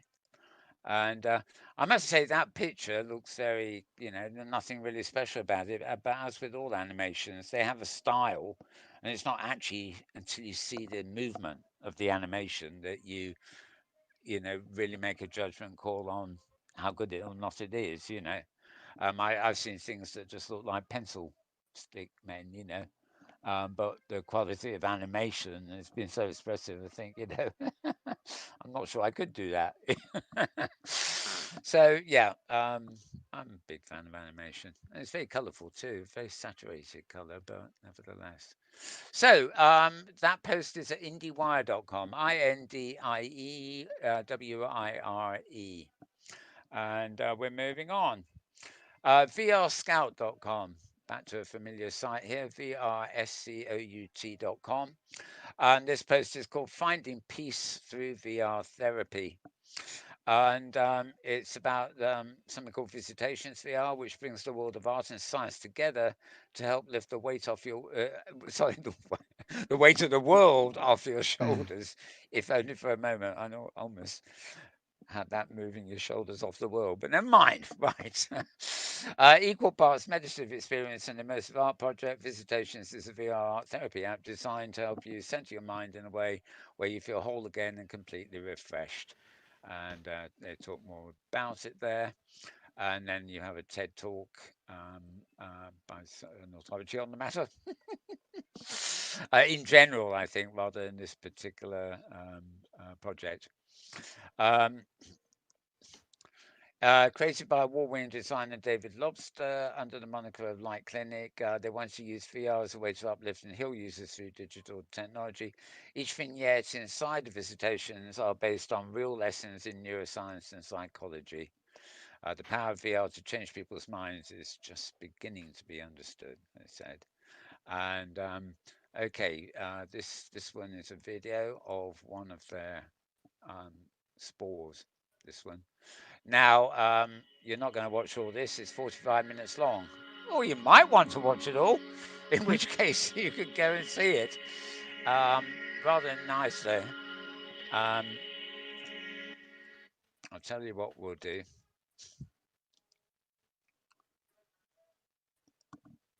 very quickly. Oh, of course, we're in. Right, I'm in a different browser. No wonder it didn't work. Right. Um, if you want to watch this on YouTube, the username is David Lobster. Lobster, sorry, not Lobster. DAVID space LOBSER. And I go subscribe to that while I'm here so I can get it back later. Um, Obviously, 45 minutes is it's the sort of video you probably want to put on your smart TV if you've got the facility to do that. Um, nice to look at there. Right. Okay. So back to the web page. It's not just this particular thing they're looking at. They're looking at the technology and all this sort of stuff too. So a fairly informative thing. And some very pleasant images. You can see that they almost cry meditation when you look at them. That's the one we've just seen, obviously. And some of these are more sort of pattern things. I do actually have a lot of screensavers and things on television too that are video based that are like this. That they you get like a psychedelic light show for a couple of hours when the TV goes idle. All right. I do kind of like that. I'm rarely listening to the music that goes with them. I tend to look at the visuals with my own choice in music on Spotify or something. But anyway, Visitations is available on Oculus Go, Oculus Quest, and Oculus Quest 2 via SideQuest and Steam. Now, actually, I'm going to rabbit hole quickly now. Just the Uh-oh. SideQuest is Okay. no, well, fairly briefly. I haven't got the clip to go. One of the news items that really annoyed me this week, nothing to do with side quest. It's good. The expression is side load. Now, I bought just before the holiday a brand new Mac. It's the Mac Mini, and it's the new silicon processor and everything that is supposed to be uh, wonderful. And actually, so far it has been, though I haven't. I've got my iMac that I do most of my stuff on. However, one of the reasons I bought it is A, it was obviously going to run the latest Mac OS, but B, because it was based on this silicon technology, it was going to be a big screen iPad. In other words, I could load all my iOS applications into it and run it like a 4K size iPad. And that was the big selling point. Well, this week you can't do it anymore. Apparently, some of the developers that produce iPhone and iPad apps decided that they didn't want Apple to sell those apps to work on a big screen. Their market is to sell them on the phone or sell them on the iPad. And they consider the Macintosh to be a different market. They want people on the Macintosh to buy products made for the Macintosh. They may have a product ready or whatever, but they don't want people to be able to download the app from the App Store. And when they do, and when they pay for it, they're paying for the rights to play it on an iPhone and maybe an iPad, but not on a big 4K monitor attached to a Mac. And apparently, Apple have been taking this a wee bit seriously. Um, and they've temporarily stopped it being possible to load iOS apps on this brand new system. Now I'm pissed off because this was a major selling point. I spent 1,200 English pound on the system that I thought was future proof, was the latest operating system, but most importantly would allow me to access iPad apps on a giant 4K screen. And it did. It's been working fine since I got it. But as of a couple of days ago, most iOS apps will no longer install on the new Macs because the the developers only gave Apple the rights for iPad and iOS, iPad and iPhone, and Apple Watch if it's a program that connects to that too. So I'm pissed off, aren't I, James? It sounds like something a certain company that starts with F would do. It does indeed. Yes, fuck me up. But there's Starts no with an there's no Zuckerberg there. no. But Apple have been doing some weird things recently that aren't like them. You know, it's a new. It's not. You know, we're long past the days of Steve Jobs. Um, you know, it's it's not Apple as it ever was anymore, Yep. and it's it's fewer. It's the ideology has been given way to uh, they want the Apple car so they can compete with Tesla. And they'll have an Apple aeroplane, an Apple hovercraft, and all this shit. Um, there'll come a day when Apple is known for everything but computing. They would just have expensive consumer items or something. But no, I mean it's in Europe. In Britain, it would be against trade descriptions. I mean, I could rightfully go to Apple and insist they buy back this thing because it doesn't run iOS apps, because it's so clear in the advert for it that this is remarkable because you can use it to run iOS apps.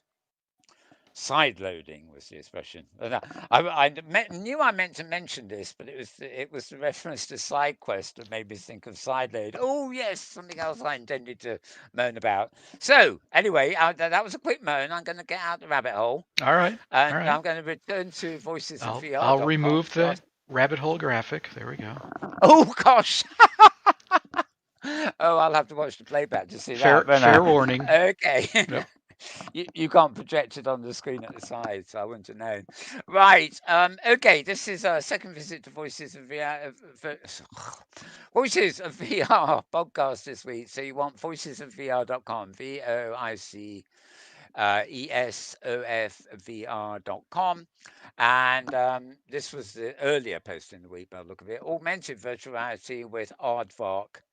And Aardvark there is actually an animation company called Aardvark over here. I think they are, but Aardman? it's not. You mean Wallace and Gromit? No, I know Aardman. No, we Oh, haven't. okay. There's an Okay. animation company called Aardvark Oh, too. okay. They're not particularly big, and I think but basically this is not them. Aardvark is an AR platform, but within the context of virtual reality applications, and this is how they describe themselves on Steam.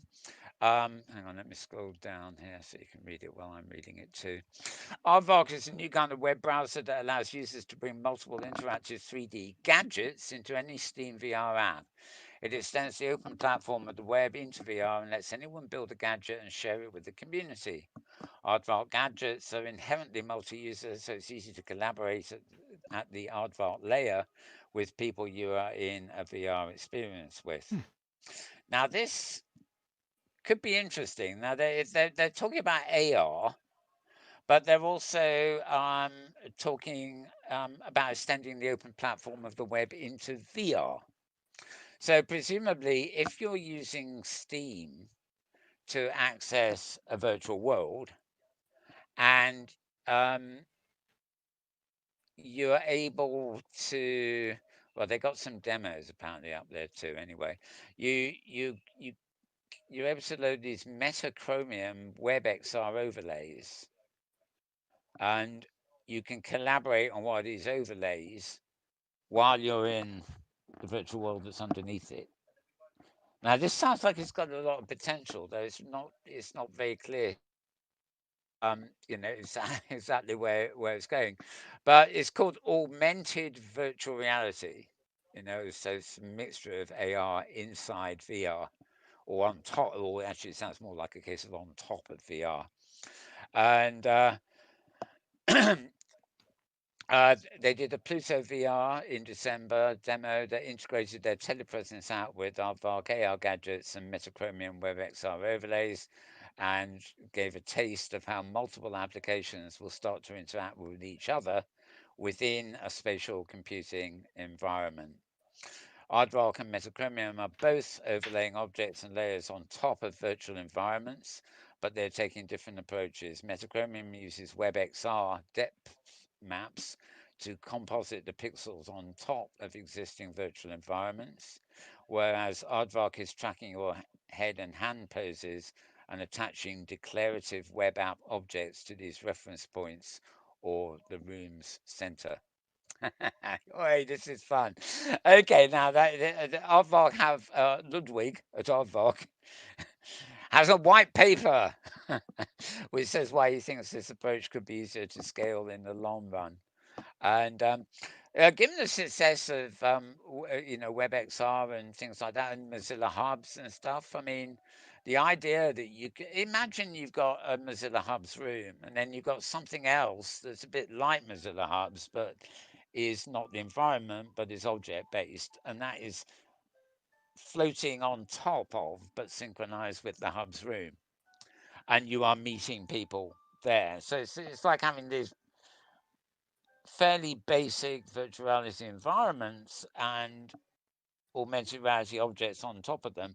They're all synchronized and combined so that when you move it in the environment, it moves across the layer or resizes on the layer, and just adds probably a less hungry overhead to actual navigation and manipulating things in VR.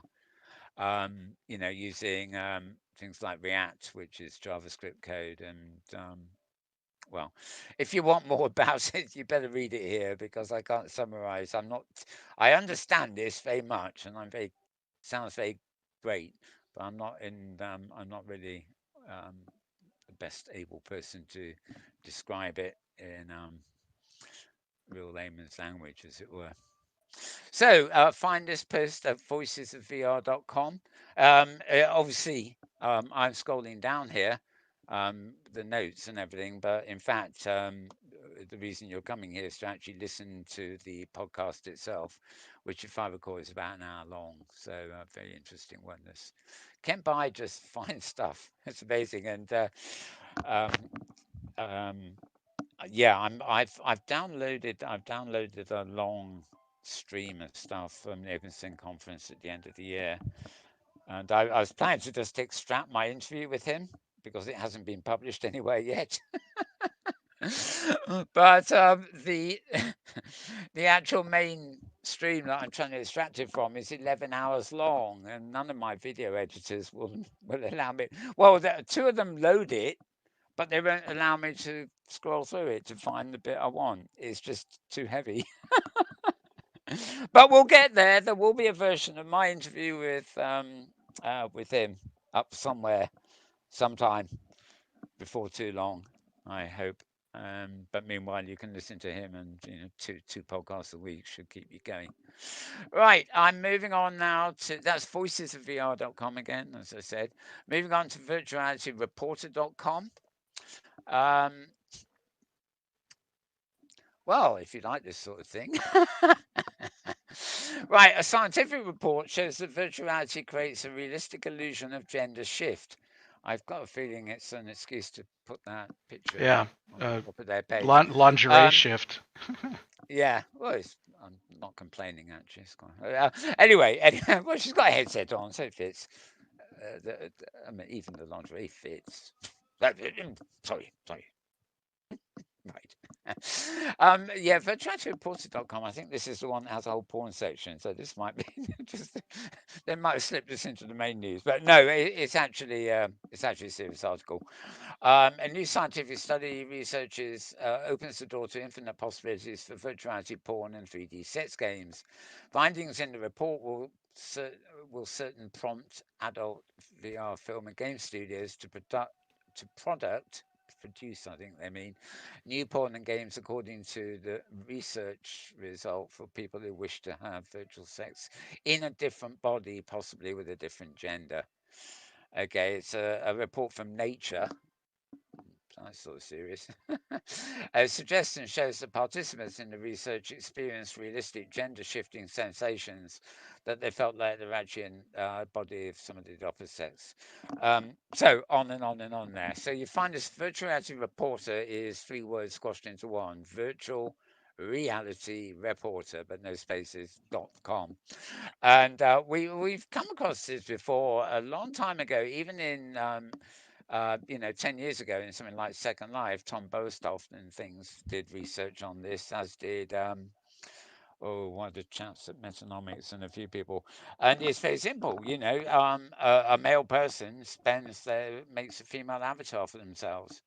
And likewise, there are plenty of there's a female person whose avatar is totally male, and she's actually very well known as a male blogger. Um, and unless you knew the person in real life, you wouldn't necessarily know this. But their purpose in doing this, as when they've written about it, is actually to research the extent to which virtual embodiment, in other words, the avatar, can affect your approach to life in the virtual world. And I think I have a hint of this. I've never actually got myself a female avatar. I almost did once. It was to appear as a woman in a machinima, but it didn't happen. But my avatar in Second Life is a wonderful mesh pussycat. And I just so enjoy it's like being reincarnated as a cat. Its movement just looks good. It's simple. It moves like a cat. It certainly looks like a cat. And it sits there drinking or sort of cleaning itself just like a real cat. And there's, it's very small, so you can go unnoticed in things. Or I can go to role play places, and it doesn't matter whether I'm in a spaceship or in a medieval town or an ancient Roman thing or a modern city. I'm a cat. Cats belong in all those places. Cats rule the universe, I have you know. So I just do, obviously I don't suddenly think I'm an actual cat, but I'm very close to it. I can't, there's no way of experiencing emotion and things the way that, say, a cat does. But in terms of the body movements and the approach to things, and I know cats too, so I like sort of imitating cats a bit when I am a cat. And I don't know, there is a connection there.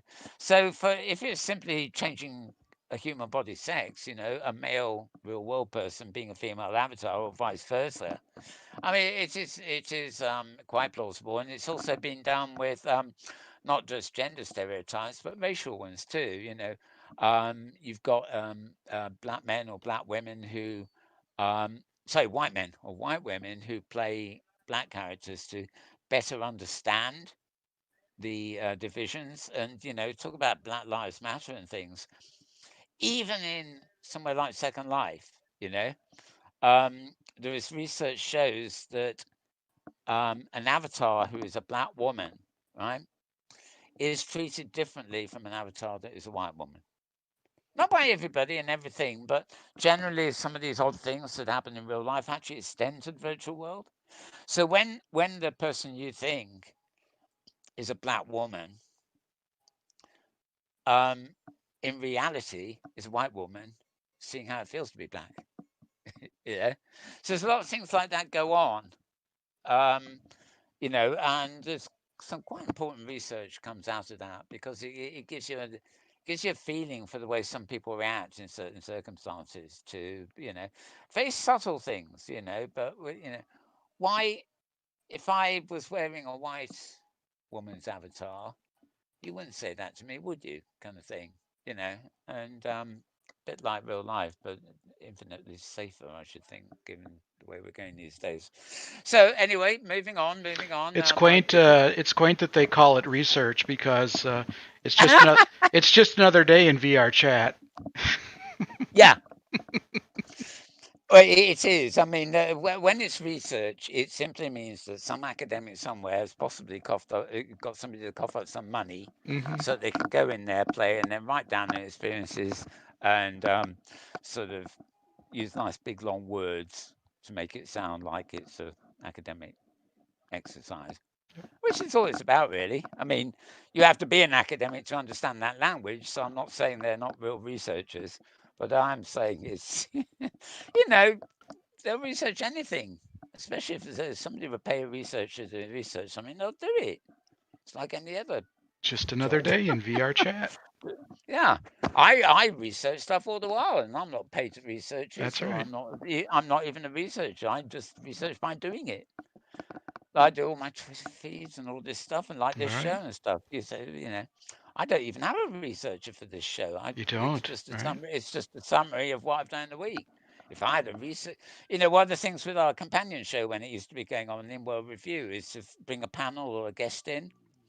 And traditionally, I would have a researcher research about the guest. So that would allow me to have a quicker show and, trim the questions to the point. So you can you've researched your guest beforehand, so you know exactly what to ask and stuff like that. I will probably ad lib anyway because that's just me. But I mean, Mm. it's very daunting to have to do is to pull somebody off the floor, as it were, and interview them when you have no research about what they are and what they're about. In fact, it's virtually impossible. You just sort of say, "Hi, your name's Phil," and they say, "Yes." They say, Yes, it is. "So you're a builder in Second Life, I believe." Yes. And what do you like building? Uh, Things? Yeah, but what kind of things? Well, tall things. You mean like skyscrapers? Well, a bit more phallic. Can you elaborate? That's it. I don't know. It's harder. I'm not even going to. I was going to have some great fun there, but I'm not going to. Right, Anyway, right. yes. Here we go. Virtual reality reporter.com. 3 words squashed into one is what you want for that scientific report. See, it's a scientific report. It's not, I guess it's also research, but it's a report. Yes, important that. All right, important report. Right, back to Road to VR. Quick glimpse of the website there, and then here we have the post. Uh, now, yeah, January 15th, a couple of days ago. It's an AR startup called Rokid. Right, I think this is one of the pictures I showed earlier. This actually sounded interesting. It's an AR headset called Rokid Vision 2, which incorporates waveguide optics into an impressively slim package. To achieve its glasses-like form factor, it doesn't include onboard computing or power. You again connect to smartphones, laptops, gaming consoles, and tablets, the company says. Rokid is a China-based startup, and it includes the world's leading diffractive optical waveguide technology with a light transmissions of 85% and 40 degrees field of view FOV. Hmm. Yeah, I know all about that. I do. Yes, perfectly understandable. Right, if you're curious to know a bit more about waveguides, check out the waveguides and bird baths primer at the bottom of the article. All right. Um, okay, that's the headset. Again, something that looks reasonably presentable. It doesn't have the goggle type suction cups for your eyes, but it does look pretty. Um, well, it looks pretty lightweight, doesn't it? I mean, you can never tell. I mean, maybe for all I know, lenses are filled with mercury and the shell is made of lead. Let's have a look, see if it tells us anything else. 42 seconds.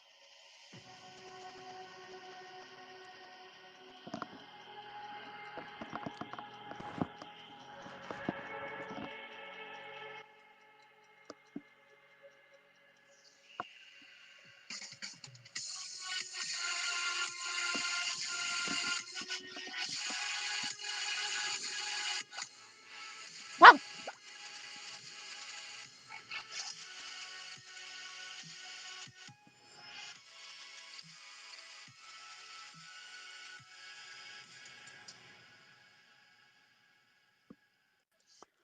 Not sure what that flying turtle was all about, but never mind. Hmm. There you go. Right, it's said to arrive with some first-party software such as its virtual city, which showcases the headsets, room scale, simultaneous localization, and movement. Um, Also includes holographic cinema for 2D, 3D, and 360 media consumption, and a 360 immersive space called Fantasy World. So this looks like another thing where you're going to get the headset and you're going to get some special software for it shipping. Um, Presumably, since it's not actually anchored to whatever that software is, I suppose it doesn't really matter. And there's no price or release date yet. So once again, we're talking just a CES preview, really. And they have this guide called Wave Guides and Bird Baths, which that looks like a more technical insight into what's going on there. Um, Multiple layers. Well, are they layers or color channels? 3 layers. Oh, it used to be 3 layers. Now it's down to two. Yeah. I don't know the technical stuff, but if you're interested, which I imagine some of you are, roadtovr.com, roadtovr.com is what you want for that. And moving on to a site called The Conversation. We do end up having a conversation from time to time with this website. It's TheConversation.com. And virtuality may be the next frontier in remote mental health care. Okay, it's got links to a paper on the subject. Um, Basically, we're talking about counselling and counsellors here. In the mental health care is a wide subject, so I'm pointing that out. And looking at the available tools using Oculus Go and VTime, the social networking app. So this is an experiential kind of report, really. No, it's off-the-shelf software and hardware they're using. Um, Results suggest that VR-based telehealth sessions could greatly reduce dropout rates for clients and produce positive clinical outcomes. So um, it's basically the medical side of VR there again. So the site you want is The Conversation. That's spelled as all one word, .com. Right, now talking of the F word, um, one of the F words. Hmm. Although maybe they're the same thing these days. Right. Um, their one identity rule has to change for VR. Now, aside from this article, something else that has been announced in the last couple of days is there's been a big outcry, not only about Facebook requiring you to have a Facebook account to log into Oculus Quest, but also they've decided that if you want to keep using WhatsApp, not in Europe, incidentally. You have to log in with a Facebook account. Well, in the last couple of days, the almighty Zuckerberg has apparently backtracked. Seriously, they have apparently the people have been leaving WhatsApp in absolute droves and moving to Signal or Telegram. Which is understandable. Signal is really the only truly encrypted one. Telegram is effectively as good. Um, um, Not quite so robust on the security side, but still a far cry from, Facebook snoopware. The departure has been huge. Now, I was thinking of some people I know on Facebook, and I know on, say, Facebook Messenger rather than WhatsApp, and I thought, do I mail them and tell them to move to Signal or whatever like that? And they probably, probably take a whole day to explain what I mean, because they're used to the ubiquitous, and they would never be reading the news items about, Elon Tusk urging people to ditch Facebook and move to Signal, because they probably don't even know who Elon Tusk is. So that's not going to get very far. But the point is, the people that do read these things and do know about these things have been leaving in droves. And also in America, right? there's a rather darker side to this too, and that is that we've always thought of Signal as an encrypted. Signal is the one that came to light initially because Edward Snowden used it. But we tend to think of it as this sort of secure, private channel and whatever, which it is, right? But there's nothing to say who can use it. It is encrypted, it's private, and you can't snoop on people through it very easily. So one thing that's actually happened is with the FBI basically sifting through everything they can find on WhatsApp and Facebook Messenger, certain kinds of people who, unfortunately, we know from the other week, attacking Capitol Hill, are actually also moving to these secretive networks, like, where they can't be seen or found, or at least not nearly so easily. So, they're moving to these, these are free networks, like the vision we all had of the early web and everything like that. But now suddenly, I keep thinking, do I really want to keep my, Signal account open? I've only got about 8 people on it. Um, Quite good people to have on it, I must admit, who've obviously use it, a fair bit. And it's a good back channel, sort of, having limited people on it. And it's also hard to, you can't look up people on it. You've got to have the contact to make the contact, if you see what I mean. Um, but, if I'm going to get the kind of right wing rubbish that I'm beginning to get on my Twitter feeds and on Facebook feeds through that, do I even want to stay on this? I say. So it's not, you know, Facebook are losing Facebook Messenger and WhatsApp people in droves, but some of those, I don't know, they'll be leftist or progressives, other will be right wing or fascist. There's no saying who is moving where. It's just an observation that people are moving. And they're probably moving because of the surveillance tech built into Facebook and its companion, messenger, WhatsApp, and it's Instagram, or all the many properties that it actually owns. Um, so moving back to this article, um, another thing that Facebook's always had a problem with, they used to kick many people I knew in Second Life, all from years ago, wanted to have a Facebook page. And they would open it up using their avatar name. But the theory being that their avatar name is actually their online name, not just their avatar name, but it's the name they're known by online. You know, uh, Sonny McFlourish would be Sonny McFlourish in Second Life, in OpenSim, in IMVU, in VTime. You know, their avatar name would be Sonny McFlourish. That's a good avatar name. Believe me, I've just made it up, so don't go looking for it. Anyway, Sonny McFlourish will be everywhere online as Sonny McFlourish. In the real world, he or she's name would be, you don't know. But Facebook came along and said, yeah, you can't have a Facebook account unless we know who you really are and who your bank is and what shops you like going to and what music you like, etc., etc. Right? And so from time to time, Facebook will kick people off Facebook because they say you're not a real person. Now, their avatar really is a representation of them online. They're still a real person. But no, no, no, that's, the almighty Zuckerberg wasn't having any of that, thank you. Well, this article actually addresses that, basically. It's saying that Facebook's one identity rule has to change for VR. Now, that has always been said. People would say, well, I've got an online identity in my avatar. Why can't I have it on Facebook?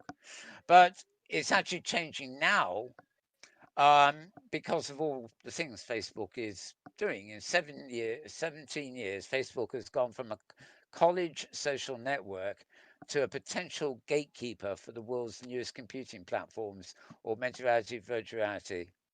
And the Portal video phone and Quest 2 headset, and the upcoming line of Ray-Ban smart glasses and more hardware in development, and the social network beta, etc. Now, Where the, at the same time, Facebook is navigating a privacy and moderation crisis. Its platform has been widely criticized for various things, in fact, and harmful misinformation.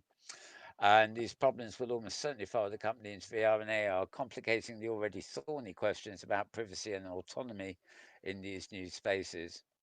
So, quite a long discussion here in follows, but the theory being that, Facebook, if Facebook was a social network for real people under their real names and that was it, it would be fine. But, what it has become now, the one identity doesn't work.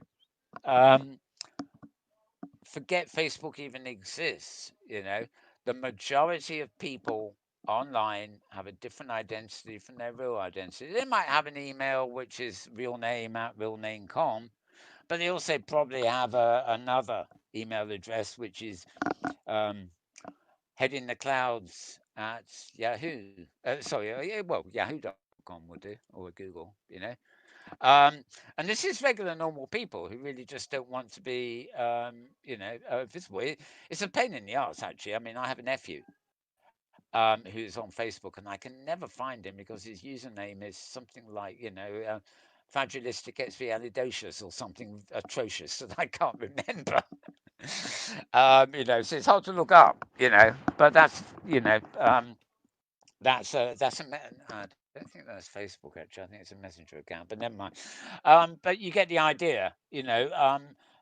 Ordinary people really don't want to have their real life mugshot and things on their profile page along with their email address and their name and the area they live in, maybe even down to the street, which they don't say but can be extrapolated from other data Facebook holds.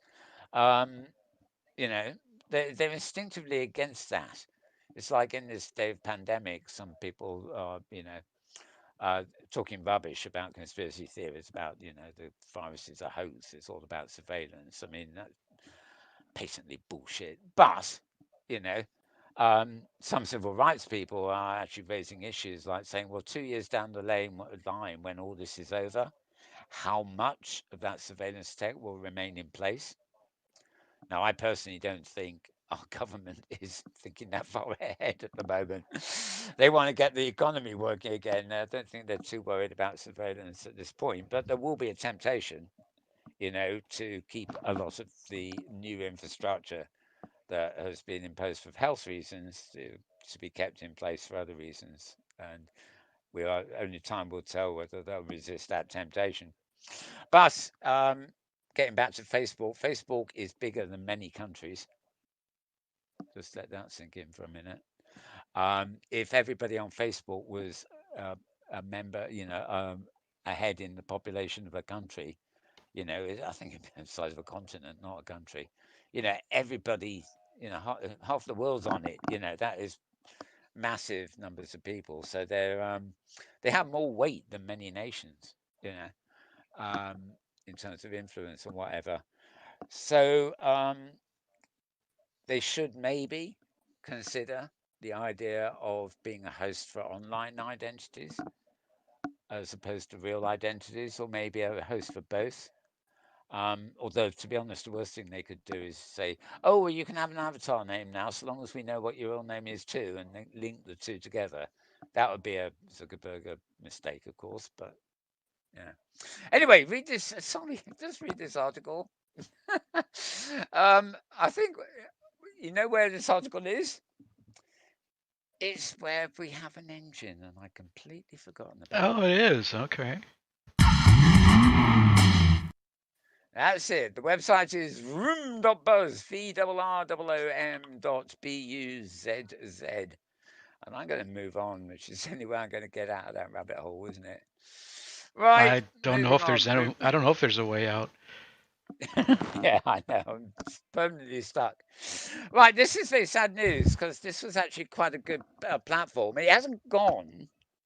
Um, But a couple of people said how sad this was actually. Um, Amidst the uh, Philip Rosedale's, 3D high fidelity world and science base and all that. There was another platform called Wave, the Wave VR, and it was very popular because you could go in and socialize and hold events. It wasn't a magnificent. Well, it was nice graphics in a simplistic sense, I suppose. But anyway, they're a virtual event and a virtual venue and virtual event production company. And it had lots of different spaces, so it wasn't just like one place.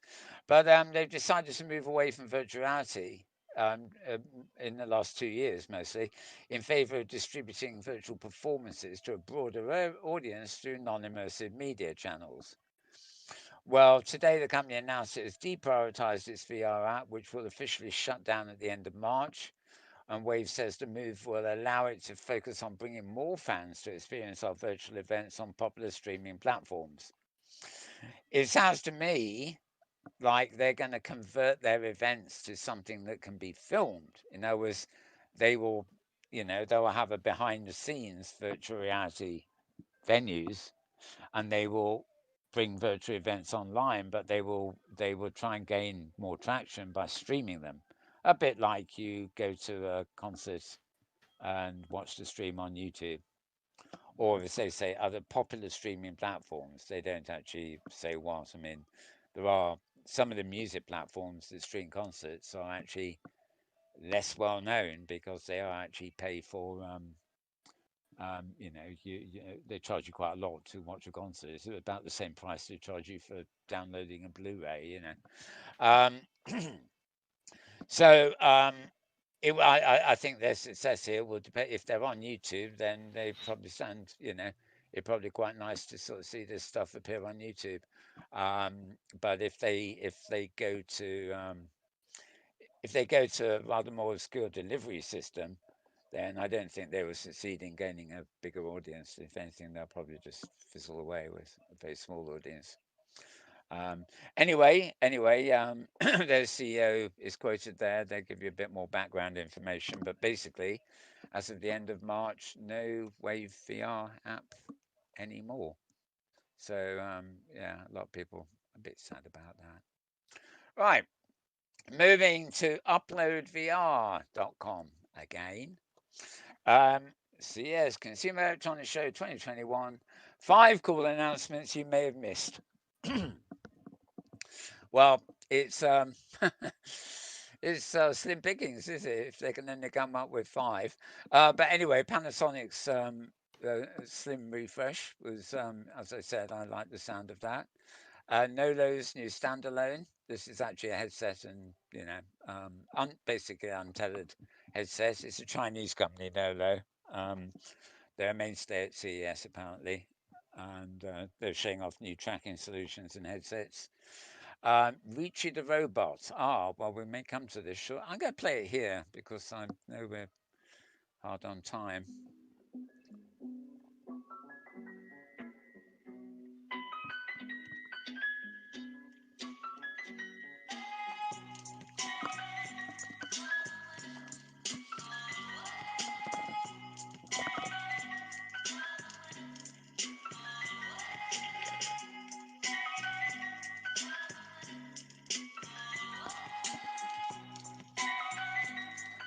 God, that music is very dated, doesn't it? Mm-hmm. What the point of having a robot if all it's going to do is mimic you? Now, I mean, if you had a child, say, I mean, this is a really futuristic sort of scenario I'm thinking of. This robot might be in your child's bedroom, and you might have a remote alert, for your child, and you might be in this headset contraption here. And instead of going running to the child's room, you could check up on it through the robot by putting yourself in the robot childminder kind of thing. I can see things like that sort of working, especially for very rich people who have such big houses. It would take take a half-hour jog to actually get to the kids' room anyway. Um, I don't know. It's very odd. But what it seems to me is that that robot would be, a useful sort of companion. But I can't see how much functionality you will get out of the fact it will just mimic what you're doing it with your hands in the headset. And also, as robots go, it doesn't seem to have much of a bottom half. It seems to be like some of those avatars we see these days, totally legless. Um, so, doesn't really tell us much more about it, but it is a nice idea. I mean, robotics are um,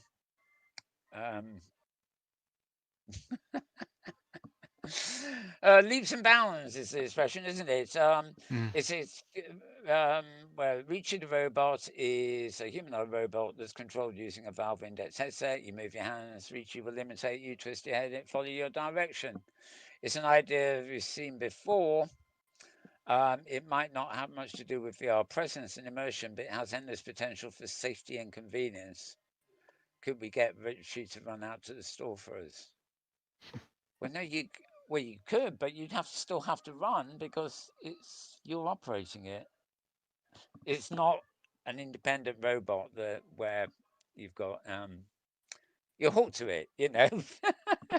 Anyway, not getting into there. So that was right. They also talked about Nvidia's new cards and laptops, and yeah, that was their top five. So this was uploadvr.com. So moving on, and something is about to howl, and it's another big long howl.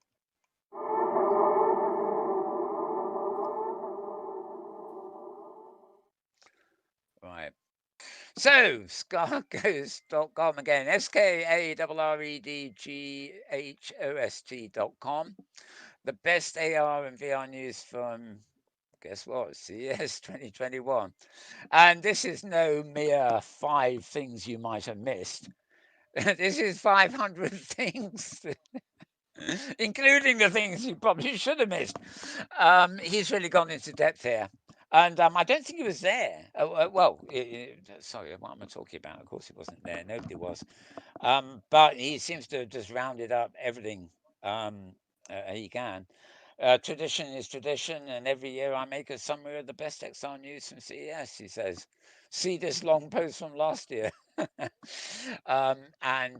Anyway, some say CES has been a bit of a disappointment in general, which holds even more for AR and VR, which have no really crucial announcements, no big reveals, no breakthrough innovation. We had some interesting news, but nothing truly disruptive. We're all expecting this since AR and VR are in a bit of a transitional moment, but the biggest brands like Facebook and Apple have their own events through which they'll be making announcements. Um, anyway, this doesn't change much the outlook on VR, so please don't go to the streets now screaming VR is dead. Uh, anyway, he's got to round up a very Sense glove, Nova. There have been quite a few posts about this. There's 2 gloves, as far as I recall, announced there. Um, Real is we covered earlier. Um, well, we covered it earlier. Lenovo Think Reality A3. We actually covered this last week. It wasn't. It was sort of announced before the CES, and I remember saying I think that's looking at that picture and thinking, yeah, I'll go with that.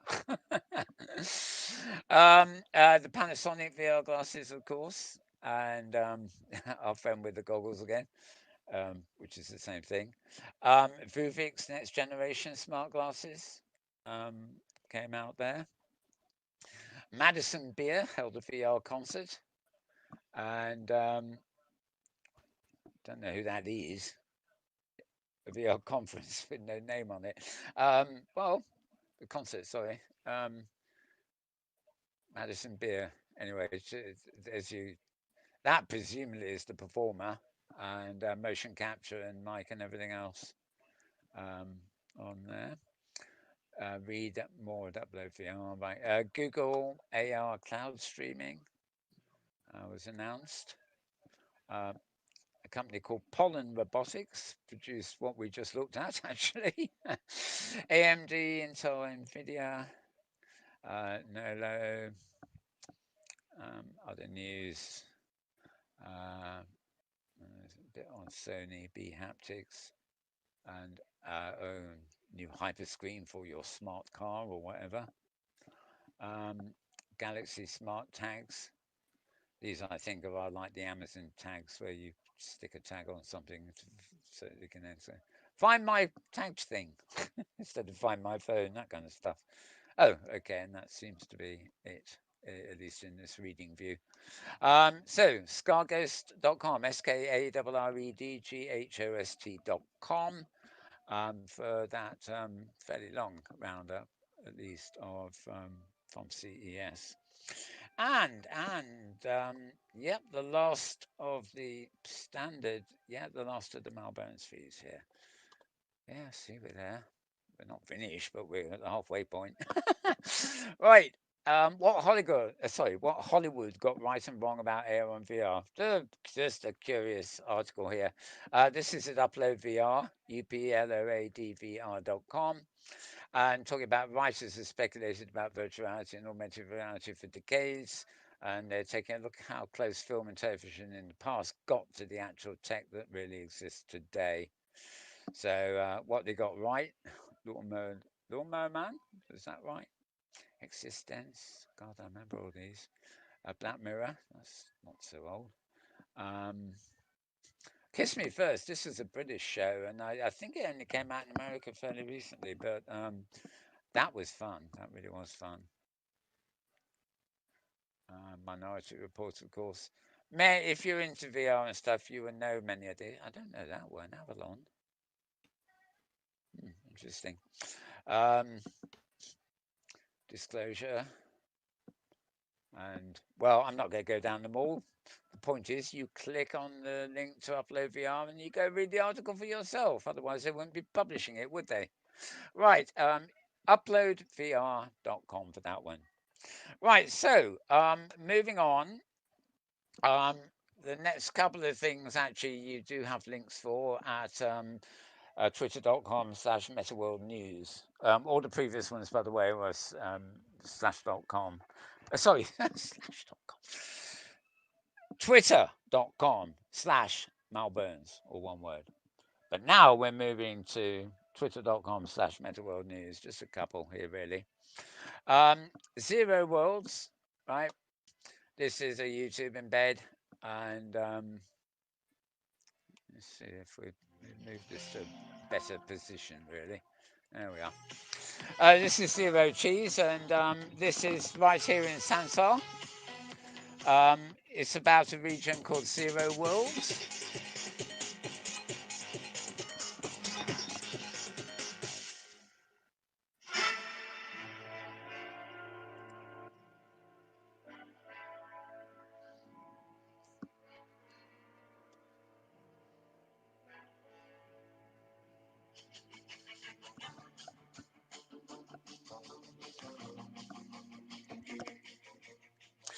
Okay, well, I'll lower the volume on that a little bit since it's musical. Right, it's called Camp Goonies, part of Zero Worlds. And Zero Cheese, ZERO space cheese, as in the food, is the name of the person you want to subscribe to at YouTube. Camp Goonies is a fan-created VR virtual reality game inspired by The Goonies, which was a 1985 American adventure comedy film co-produced and directed by Richard Donner from a screenplay by Chris Columbus and based on a story by Steven Spielberg. I got this confused. It was actually a British television show long before that called The Goonies. Oh, right. Yep. But that was much more cartoony. Anyway, this is an installation based on that adventure comedy, and it's here in Sansar. It's not very clear here. I'll let this play to the end. It might tell you at the end. I'm not sure whether you look up Zero Worlds or whether you look up Camp Goonies. It looks like quite fun. I like this, the caves and, wandering around underground. I've actually created what's supposed to be a steampunk town here, and with underground bits and overground bits, but I've realised now I've got it. It's a complete mess. I can't find how to rest things in the right place, and then there's holes to fall through. Uh, anyway, this certainly looks fun by somebody who actually knows what they're doing, as opposed to yours truly, who never knows what he's doing.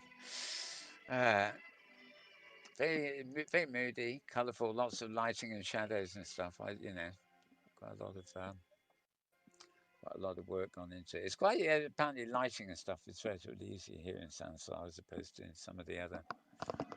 Lighting's possible. It's not easy. Well, have you ever tried doing lighting in Science Space? Yeah, like I said, it's possible, Oh, but lighting's still not yeah. easy. It's a professional discipline. Yeah. Well, I don't know. I just put some of these like invisible spotlights with different colours in the sky, pointing at regions I wanted to light, and it seemed to work. But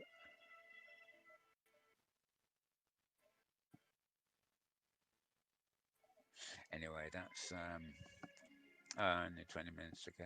Sorry, 20 minutes, 20 seconds to go. I'm just hoping we'll get the actual. Oh, here we are. Exclusively on Sansar. So it doesn't help. I'm sorry, but Zero Worlds Camp Goonies. As I said, Zero Cheese is the subscriber you want here. And Zero Worlds Camp Goonies is what that was. Right, moving on. Um, This one, I think it was earlier today. I think this one came through. Kitely is one of the virtual worlds on OpenSim. It's slightly different from the regular OpenSim services because they're worlds that you have on demand. In other words, you pay for hosting. But if you're not there or nobody's visiting your region, it goes offline. So if you're the first to arrive, or one of your visitors is the first to arrive, if it's been offline, it takes maybe usually no more than about 30 seconds at most to boot up, and you get put in a waiting room while your world, as it's called, because it's a whole world, even if it's just one region, boots up for you. Um, that's actually been very popular, but it's not the whole story. Kitely's reputation is such that people wanted more. So um, the idea was to provide a new type of open sim service, virtual worlds that are started on demand. This was the original Kitely. The innovation allowed us to provide tremendous value to our customers with high performing worlds at a reasonable price. Instead of cramming dozens of worlds into a single server, we placed a maximum of 4 worlds on each server. However, some of our customers have told us that the on demand system doesn't work well for their worlds because very complex worlds can take a long time to start, and they, plus their visitors, don't want to wait that long. So they've asked us for an option to run complex worlds that never shut down. So Kitely is therefore very happy to announce a new type of world, a dedicated server world. These worlds are always on and can be up to 64 regions in size and offer support for 180,000 objects. I don't know, do they count it by objects or prim? It's hard to know. So it can be as big as 4 of their advanced worlds combined. Um, right, and then they explain that they've got dedicated servers and advanced worlds, but the two being slightly different by definition. And yep, there you are. And they've even got the prices there. An advanced world will cost you $40 a month, whereas a dedicated server will cost you $150 a month. Quite a big price difference there. Is this facts limited time? No. Um, what if the offer ends? You'll keep what you pay for, etc., etc. So anyway, you'll find this basically at kitely.com, kitely.com for that one. And we have another post from Hypergrid Business. This one very definitely in the open sim section, as it were. Dark Moon's Breedables celebrate their first birthday in open sim. It's not only Second Life that has breedable animals. Um, that horse definitely needs a haircut. Look at these. They get breed it for better hair, mate. Right. Anyway, uh, this is a grad. No, that's about David Karuki. Dark Moon Breedables is celebrating a 1 year anniversary as the first horse Animesh breedable open sim and the first breedable in Digi Worlds, which is why the open sim worlds, presumably where it's based. Breedables are an in-world pets. Users can breed for a variety of traits. Um, and yeah, well, it's fascinating stuff if you're in for it. My late partner actually used to breed cats in Second Life, and it really got out of order. You know, it had platforms all over the place with cats in them, and at various stages of development, offline, completely independent of Second Life, she had a huge database where she could manipulate the traits, and oh, she had a whale of a time with that. For a while at least. You know, and then you get a really unique breeding job, and you can actually sell the resulting horse or cat or whatever it is for quite a lot of money. Um, anyway, very big thing in Second Life. Apparently, these people are Terrain Mason and Perry Mason. Oh, Perry Mason indeed. Uh, they um, they actually went out of Second Life and went into where not DigiWorlds. I can't remember what it's called. Um, oh yeah, they were they were on this world called In Worlds, which was a grid. It was an open light sim grid, but it used it didn't use open sim code. It used something called Halcyon code, and it meant it could never be on the hypergrid and stuff. And they were there for 4 years. They're in stables and ran auctions. Um, but they moved them all over to DigiWorld some time ago. And well, some time ago was 1 year ago because it's their first anniversary, and that's actually the big news. And gosh golly, guess what? They're now easier to breed. Why? What was the problem before? The mounting mechanism was faulty. No, they don't do that though. The only thing you mount is a database. Let me shut up. I'm being silly, aren't I? Right, okay, so running to the end here, I've got quite a few more YouTube links. These I'm going to just mention as we get to them because they're coming from my inventory in Slack, so they're not actually on any of my Twitter feeds as a rule. Right, I can put our volume up a little bit. um, this IDA Ireland, this chap Leo Clancy. I'm not sure what IDA, but well, anyway, IDA 2021 had an event, and this is Leo Clancy talking to the CEO of Magic Leap, a lady called Peggy Johnson. Peggy has been CEO of Magic Leap since August, having previously served at Microsoft as EVP of Business Development and at Qualcomm as EVP of Global Market Development. Welcome, Peggy. Thank you for joining us. And thanks for your wonderful support of your Irish roots throughout your career. They get that in, don't they? Right. Yeah, now this is actually a long one, so there's no way. Well, it's not that long, it's only 18 minutes. Quite fascinating, actually. I'm not going to play it all to you, but if you want to watch it, the account you want to go is IDA space Ireland. And well, that's all you need really. You look up IDA Ireland, and it's probably by there. Published on 7th of January, so it's less than a week old. And you find Peggy Johnson, CEO of Magic Leap, etc., etc. And if you're interested in Magic Leap, which is was a promising platform, it's nice, short but succinct, basically. Moving on, this is a show called is it a show Singularity First of all, Watch? thank you for being here. Right. Yep. The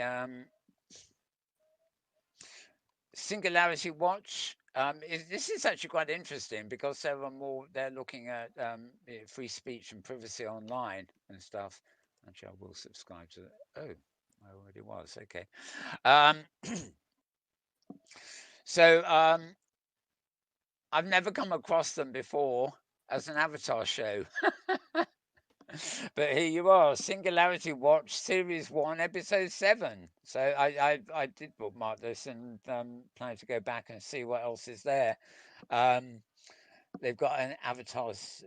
No, no, sorry, these aren't all their own programs. They're just similar. I will have to go back and see more. Anyway, this is actually quite an interesting little chat. It's half an hour. Well, it's actually more like 34 minutes, in fact. And, they're just tapping, if you want my information, bring me a wallet. um, Kurt Opshall from the Electronic Frontier. Electronic Frontier Foundation. Oh, you can tell I've had it, can't you? Mm. Right, and yeah, and they basically chat a bit all about that. Representing EFF. It has been great watching EFF, put out these blogs that you have contributed to and take positions on things like rights to repair for XR and, things that you are kind of studying in XR. It's really remarkable to see because, past 1.5 year XRSI has been sort of contributing to it. So I'm really glad that more human rights organization such as EFF are now paying attention to AR, VR, and we really need your help in this. And Right, so that's her introduction. As I say, I'm not here to play all these things in full, but that's a very good one if you want to look it up. The account is Singularity Watch, and yeah, and then S1 episode 7, by the way, by the look of it. Okay, moving on. Nreal Developers, my passion by the Nreal Developers. Hi everyone, my name is Fabian. I'm from Germany. 안녕하세요. 저는 VR 크루의 CEO입니다. My name is Michael Potts, and I'm with M2 Studio. こんにちは。日本からデザインゲームの畑です。僕たちはエンリアルのような MR デバイスが街中にあふれている世の中を想像しながら、現実とバーチャルの境目がなくなるようなコンテンツを日々開発しています。My company produces architectural and engineering infrastructure MR presentations for marketing, sales, and public relations presentations. I have been working with XR technology for 25 years, and I have been patiently waiting for a mixed reality headset as light and as powerful as the Nreal Light. I am so happy to have an incredibly powerful MR tool in my pocket, and I can set up a presentation in just a few seconds. 저희 회사는 대한민국 순천시에 있고요. NR을 활용한 멀티플레이어 식스토피 슈팅 게임을 개발하고 있어요. 이걸 개발한 이유는 저희도 이 게임을 하고 싶기 때문이에요. 이 프로젝트는 순천시의 창업 지원을 받고 있습니다. And we at Mixed Worlds develop fun-to-play multiplayer entertainment apps. We are passionate about developing mixed reality apps because we want to bring everyone around the world together in one shared experience. We are convinced that mixed reality is going to be an established technology in everyday life. 저희는 MR의 미래가 인류의 미래라고 생각해요. 日本初のコンテンツを世界中の人たちが使っている Okay, well, I think yeah, that gives you a general idea. There's about another minute of that, so if you want to look at it. I've been quite keen on these Nreal glasses, so they are more or less AR or MR. The account you want is Nreal, Nreal. This being on YouTube, of course, and this particular film is called My Passion, but they've got other stuff up there too, which may interest you. So moving on again. This is All Night in Los Angeles, and it's obviously a Zoom call. Near and far. Just out of curiosity, in the chat, why don't you tell us a little bit about what sort of things are you interested in regards to virtual production?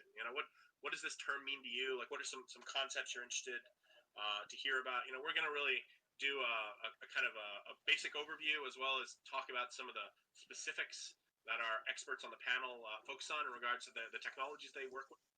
Right. Okay. Now, again, this is an hour and a half, or 1 hour 27 minutes to be precise, plus 50 seconds. Mustn't forget the 50 seconds. And the account is Virtual Production dash All Night LA. Oh, sorry, that's the name of the actual film.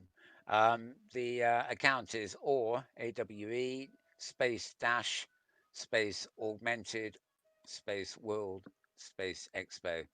Um, they have all nights all over the world. The original all was in West Coast of America somewhere, probably San Francisco, or LA, sorry. But they have them all over the place these days. Um, just good discussion. What can you say? It's only a Zoom call, but it's recorded, and you can enjoy it. It's also interesting to point out that if I recall, I actually played this all the way through, and there are actually more people than just those 9 who gradually come into the call and are dropped out and things. So it really was quite a big discussion of folks in. I think they're all in LA because it's the LA night, but yeah. So all augmented reality world expo is what you want for that. Moving on, this is one of this week's. Well, I think it's the only one actually Hello and this welcome week. to the VR Download. Thank you for joining us today. I'm Ian Hamilton, managing editor of UploadVR.com, and I'm joined today by. I'm David Heaney. I write about the technology behind virtual reality and develop these studios. So this happens every week, or as James knows now, it happens twice a week in normal times. The one near the beginning of the week is more about, well, I think I'm right, aren't I, James? More about technology and gadgets and stuff, whereas the one near the end of the week is the one that's more about gaming.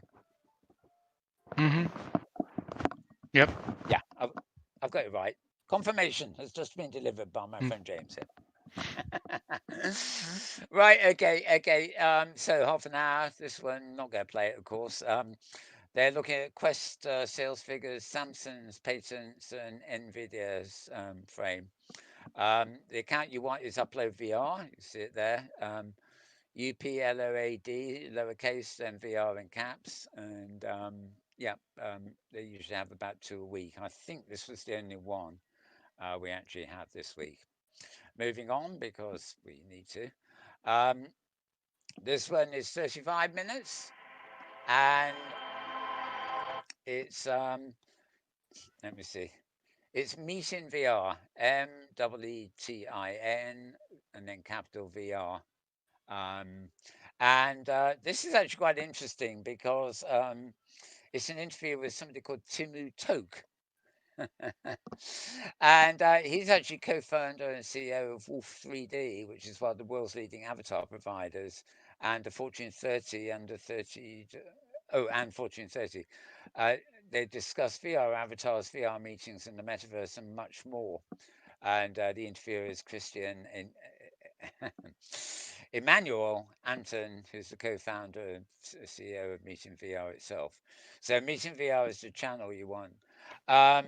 Right, 34 minutes. So I'm obviously not going to be playing this one for you.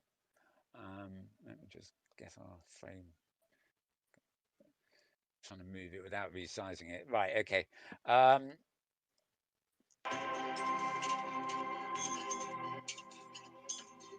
There we are. We've now got something to look at. Right, Wolf 3D is very good. I've got a couple of avatars made with that.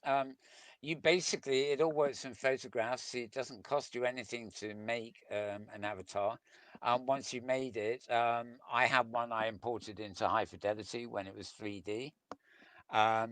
I think it might be possible to import them here into Sansar. That basically every few weeks that goes by, I hear of a new platform that now accepts these avatars. And of course, one of the beauties of it is the faces are fairly simple, but they are, if you look at them for a while, they are very recognizable as the real person that was scanned. And one of the beauties of this, basically, is that it's an economical way of creating an avatar for your online presence that will be importable into many different platforms. So I've always liked, I'm not very happy with it, but I've got a mesh avatar that I actually have in Sciencebase, I have in OpenSim, I have in Vigado, I have in Tivoli, um, and a couple of other places, and I've imported it. So I always look the same in all these different worlds.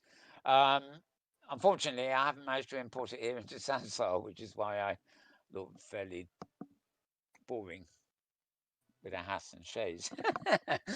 But if you want to actually make an avatar that is recognizable to a certain extent and will actually work in a lot of different worlds, Wolf 3D is the place to go.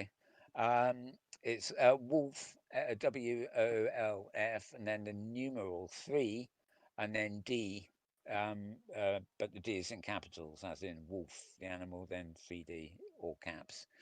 And anyway, as you say, Timu Tok is the guy who is the CEO there, and he's talking here for about 30, you know, half an hour about the avatars, of course, but also meetings and the metaverse and everything else. So quite a good listen, this one actually. So if you only listen to one this week, 30 minutes there is probably well worth it. Right, moving on. Now this account is. When the COVID-19 pandemic first hit, there was a massive global shortage of medical grade masks. To meet the urgent needs during this emergency, Razer quickly responded by manufacturing high-quality, certified medical grade masks for the frontline workers. Today, we have donated more than 1 million masks globally. But now that we're well and truly settled into this new normal, we see the need for face masks that is safe, social, and sustainable. Introducing Project Hazel, the world's smartest mask. For safety, the mask is classified as surgical N95 respirator, which provides a high fluid resistance and protects against droplets and splashes. Its active ventilation brings in cool air and releases heat produced from exhaling, which also prevents a build-up of CO2 in the mask. Aside from safety, we also looked how we could improve social interaction with the mask, as most designs cover the face and muffle your speech. Our smart mask has a clear, transparent design, which makes communicating easier, as others can now see you speak and pick up your facial cues. Thanks to a built-in mic and amplifier combo, our patent-pending voice sound technology ensures your speech isn't muffled even when you're masked up. The mask is waterproof and scratch resistant, making it ideal for frequent use. And because it's made of recyclable plastic, this sustainable design greatly minimizes wastage as compared to disposable masks. A smart mask should also be super comfortable to wear. The silicone guard sits snugly around your face to prevent air leaking in and keeps the mask itself from touching or resting on your mouth so you can talk naturally. By designing this mask to be safe, social, sustainable, comfortable and personalised, Project Hazel is our answer to what the world's smartest mask can be. So, who needs smart glasses when you can have a smart mask? Oh, well, this is more lightweight than a helmet. Right, I'm probably going to be in the market for that. For those of you who don't know, Razer, and by the way, the account here is Razer, Razer. They spell it a bit funny, and I can't for the life of me work out whether there's a space between each of the letters. even the tooltip shows me like that. Um, so yeah, well, that's just a short introduction to it, really. But Razer themselves, you may know them for they do these wonderful PC keyboards with LED lights, and the more money you pay, the more they flash. And gaming mice, for example, and they even do a kind of tablet, if I remember rightly, a sort of gaming tablet of some sort. So they're more in the hardware field, I guess. If they in repurposing their factories to produce masks at the beginning of the pandemic, they've probably come up with this idea to come up with something that well, I don't know, how can you call a mask hardware, but clearly that is a reusable thing. So yeah, I'm going to be looking out for that. It's the sort of thing I could definitely need. In fact, I think we could I think we could all need. What's that funny? Finally, breathe at 60 frames per second. I think what's that about? Anyway, from Razer there, and yeah, we must be nearing the end of things here. Yeah, introducing the VR teleoperation application. Where I'm sorry, that's a double. It might be a different film with the same thing, but you probably recognised the robot there. Okay, this is an hour and a half. It's basically this week's edition of Between Realities. Um, Tom Fisk has created and operating a UK-based website called virtualperceptions.com, a one-stop hub for the latest news in immersive tech. And with the editor and services someone with a passion for VR, and he's with them today as they catch up in the wake of CES 2021 and Dreamland Xr digital events. So quite a lot on this. It also links in a bit to some of the other things we've had up. Tom Fisk is well known anyway, but it includes CES, Resume, and the Dreamland XR, which we showed you a picture um, of its legless world back at the beginning. So I think this needs to run in a bit. I think there's quite a long play in here, unfortunately. But there 25 they are. minutes for the show to start because I changed to push to talk yesterday for a while. For the first time, it's not my fault. Yeah. I think they're explaining the delay and why they didn't get on air. They could have cropped the recorded bit before before they came on. Anyway, yeah, there's Tom Fisk, of course. So they're doing their normal thing there. As I say, you've got an hour and a half of this one, so it's a major thing. They normally have a quite a focus on gaming, although the VR side of this is very good too. Virtual perceptions for between realities says it all really. But this edition in particular is more interesting than usual because it covers the whole, everything they saw at CES and Dreamland XR, which of course is virtual. So yeah, less gamey and more tech, should I say. Right, now finally, we have This Week in VR, which is another weekly show. This one, of course, is with Charlie Fink and his partner Ted Shiloh, whatever his name is.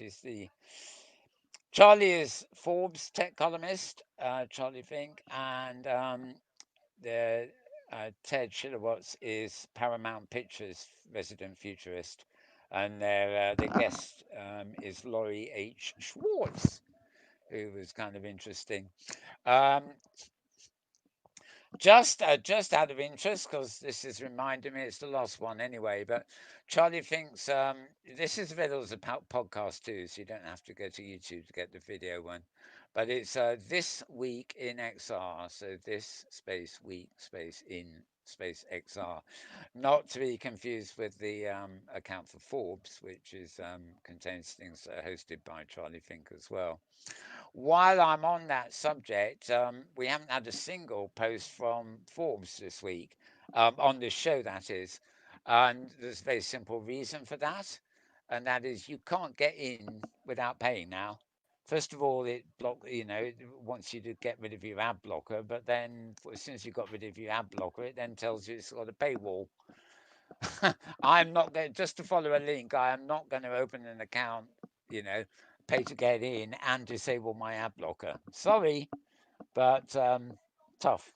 We all know Forbes, FORBES.com. You can go there and see what they had this week because I'm blown if I can remember now. I couldn't read half of it.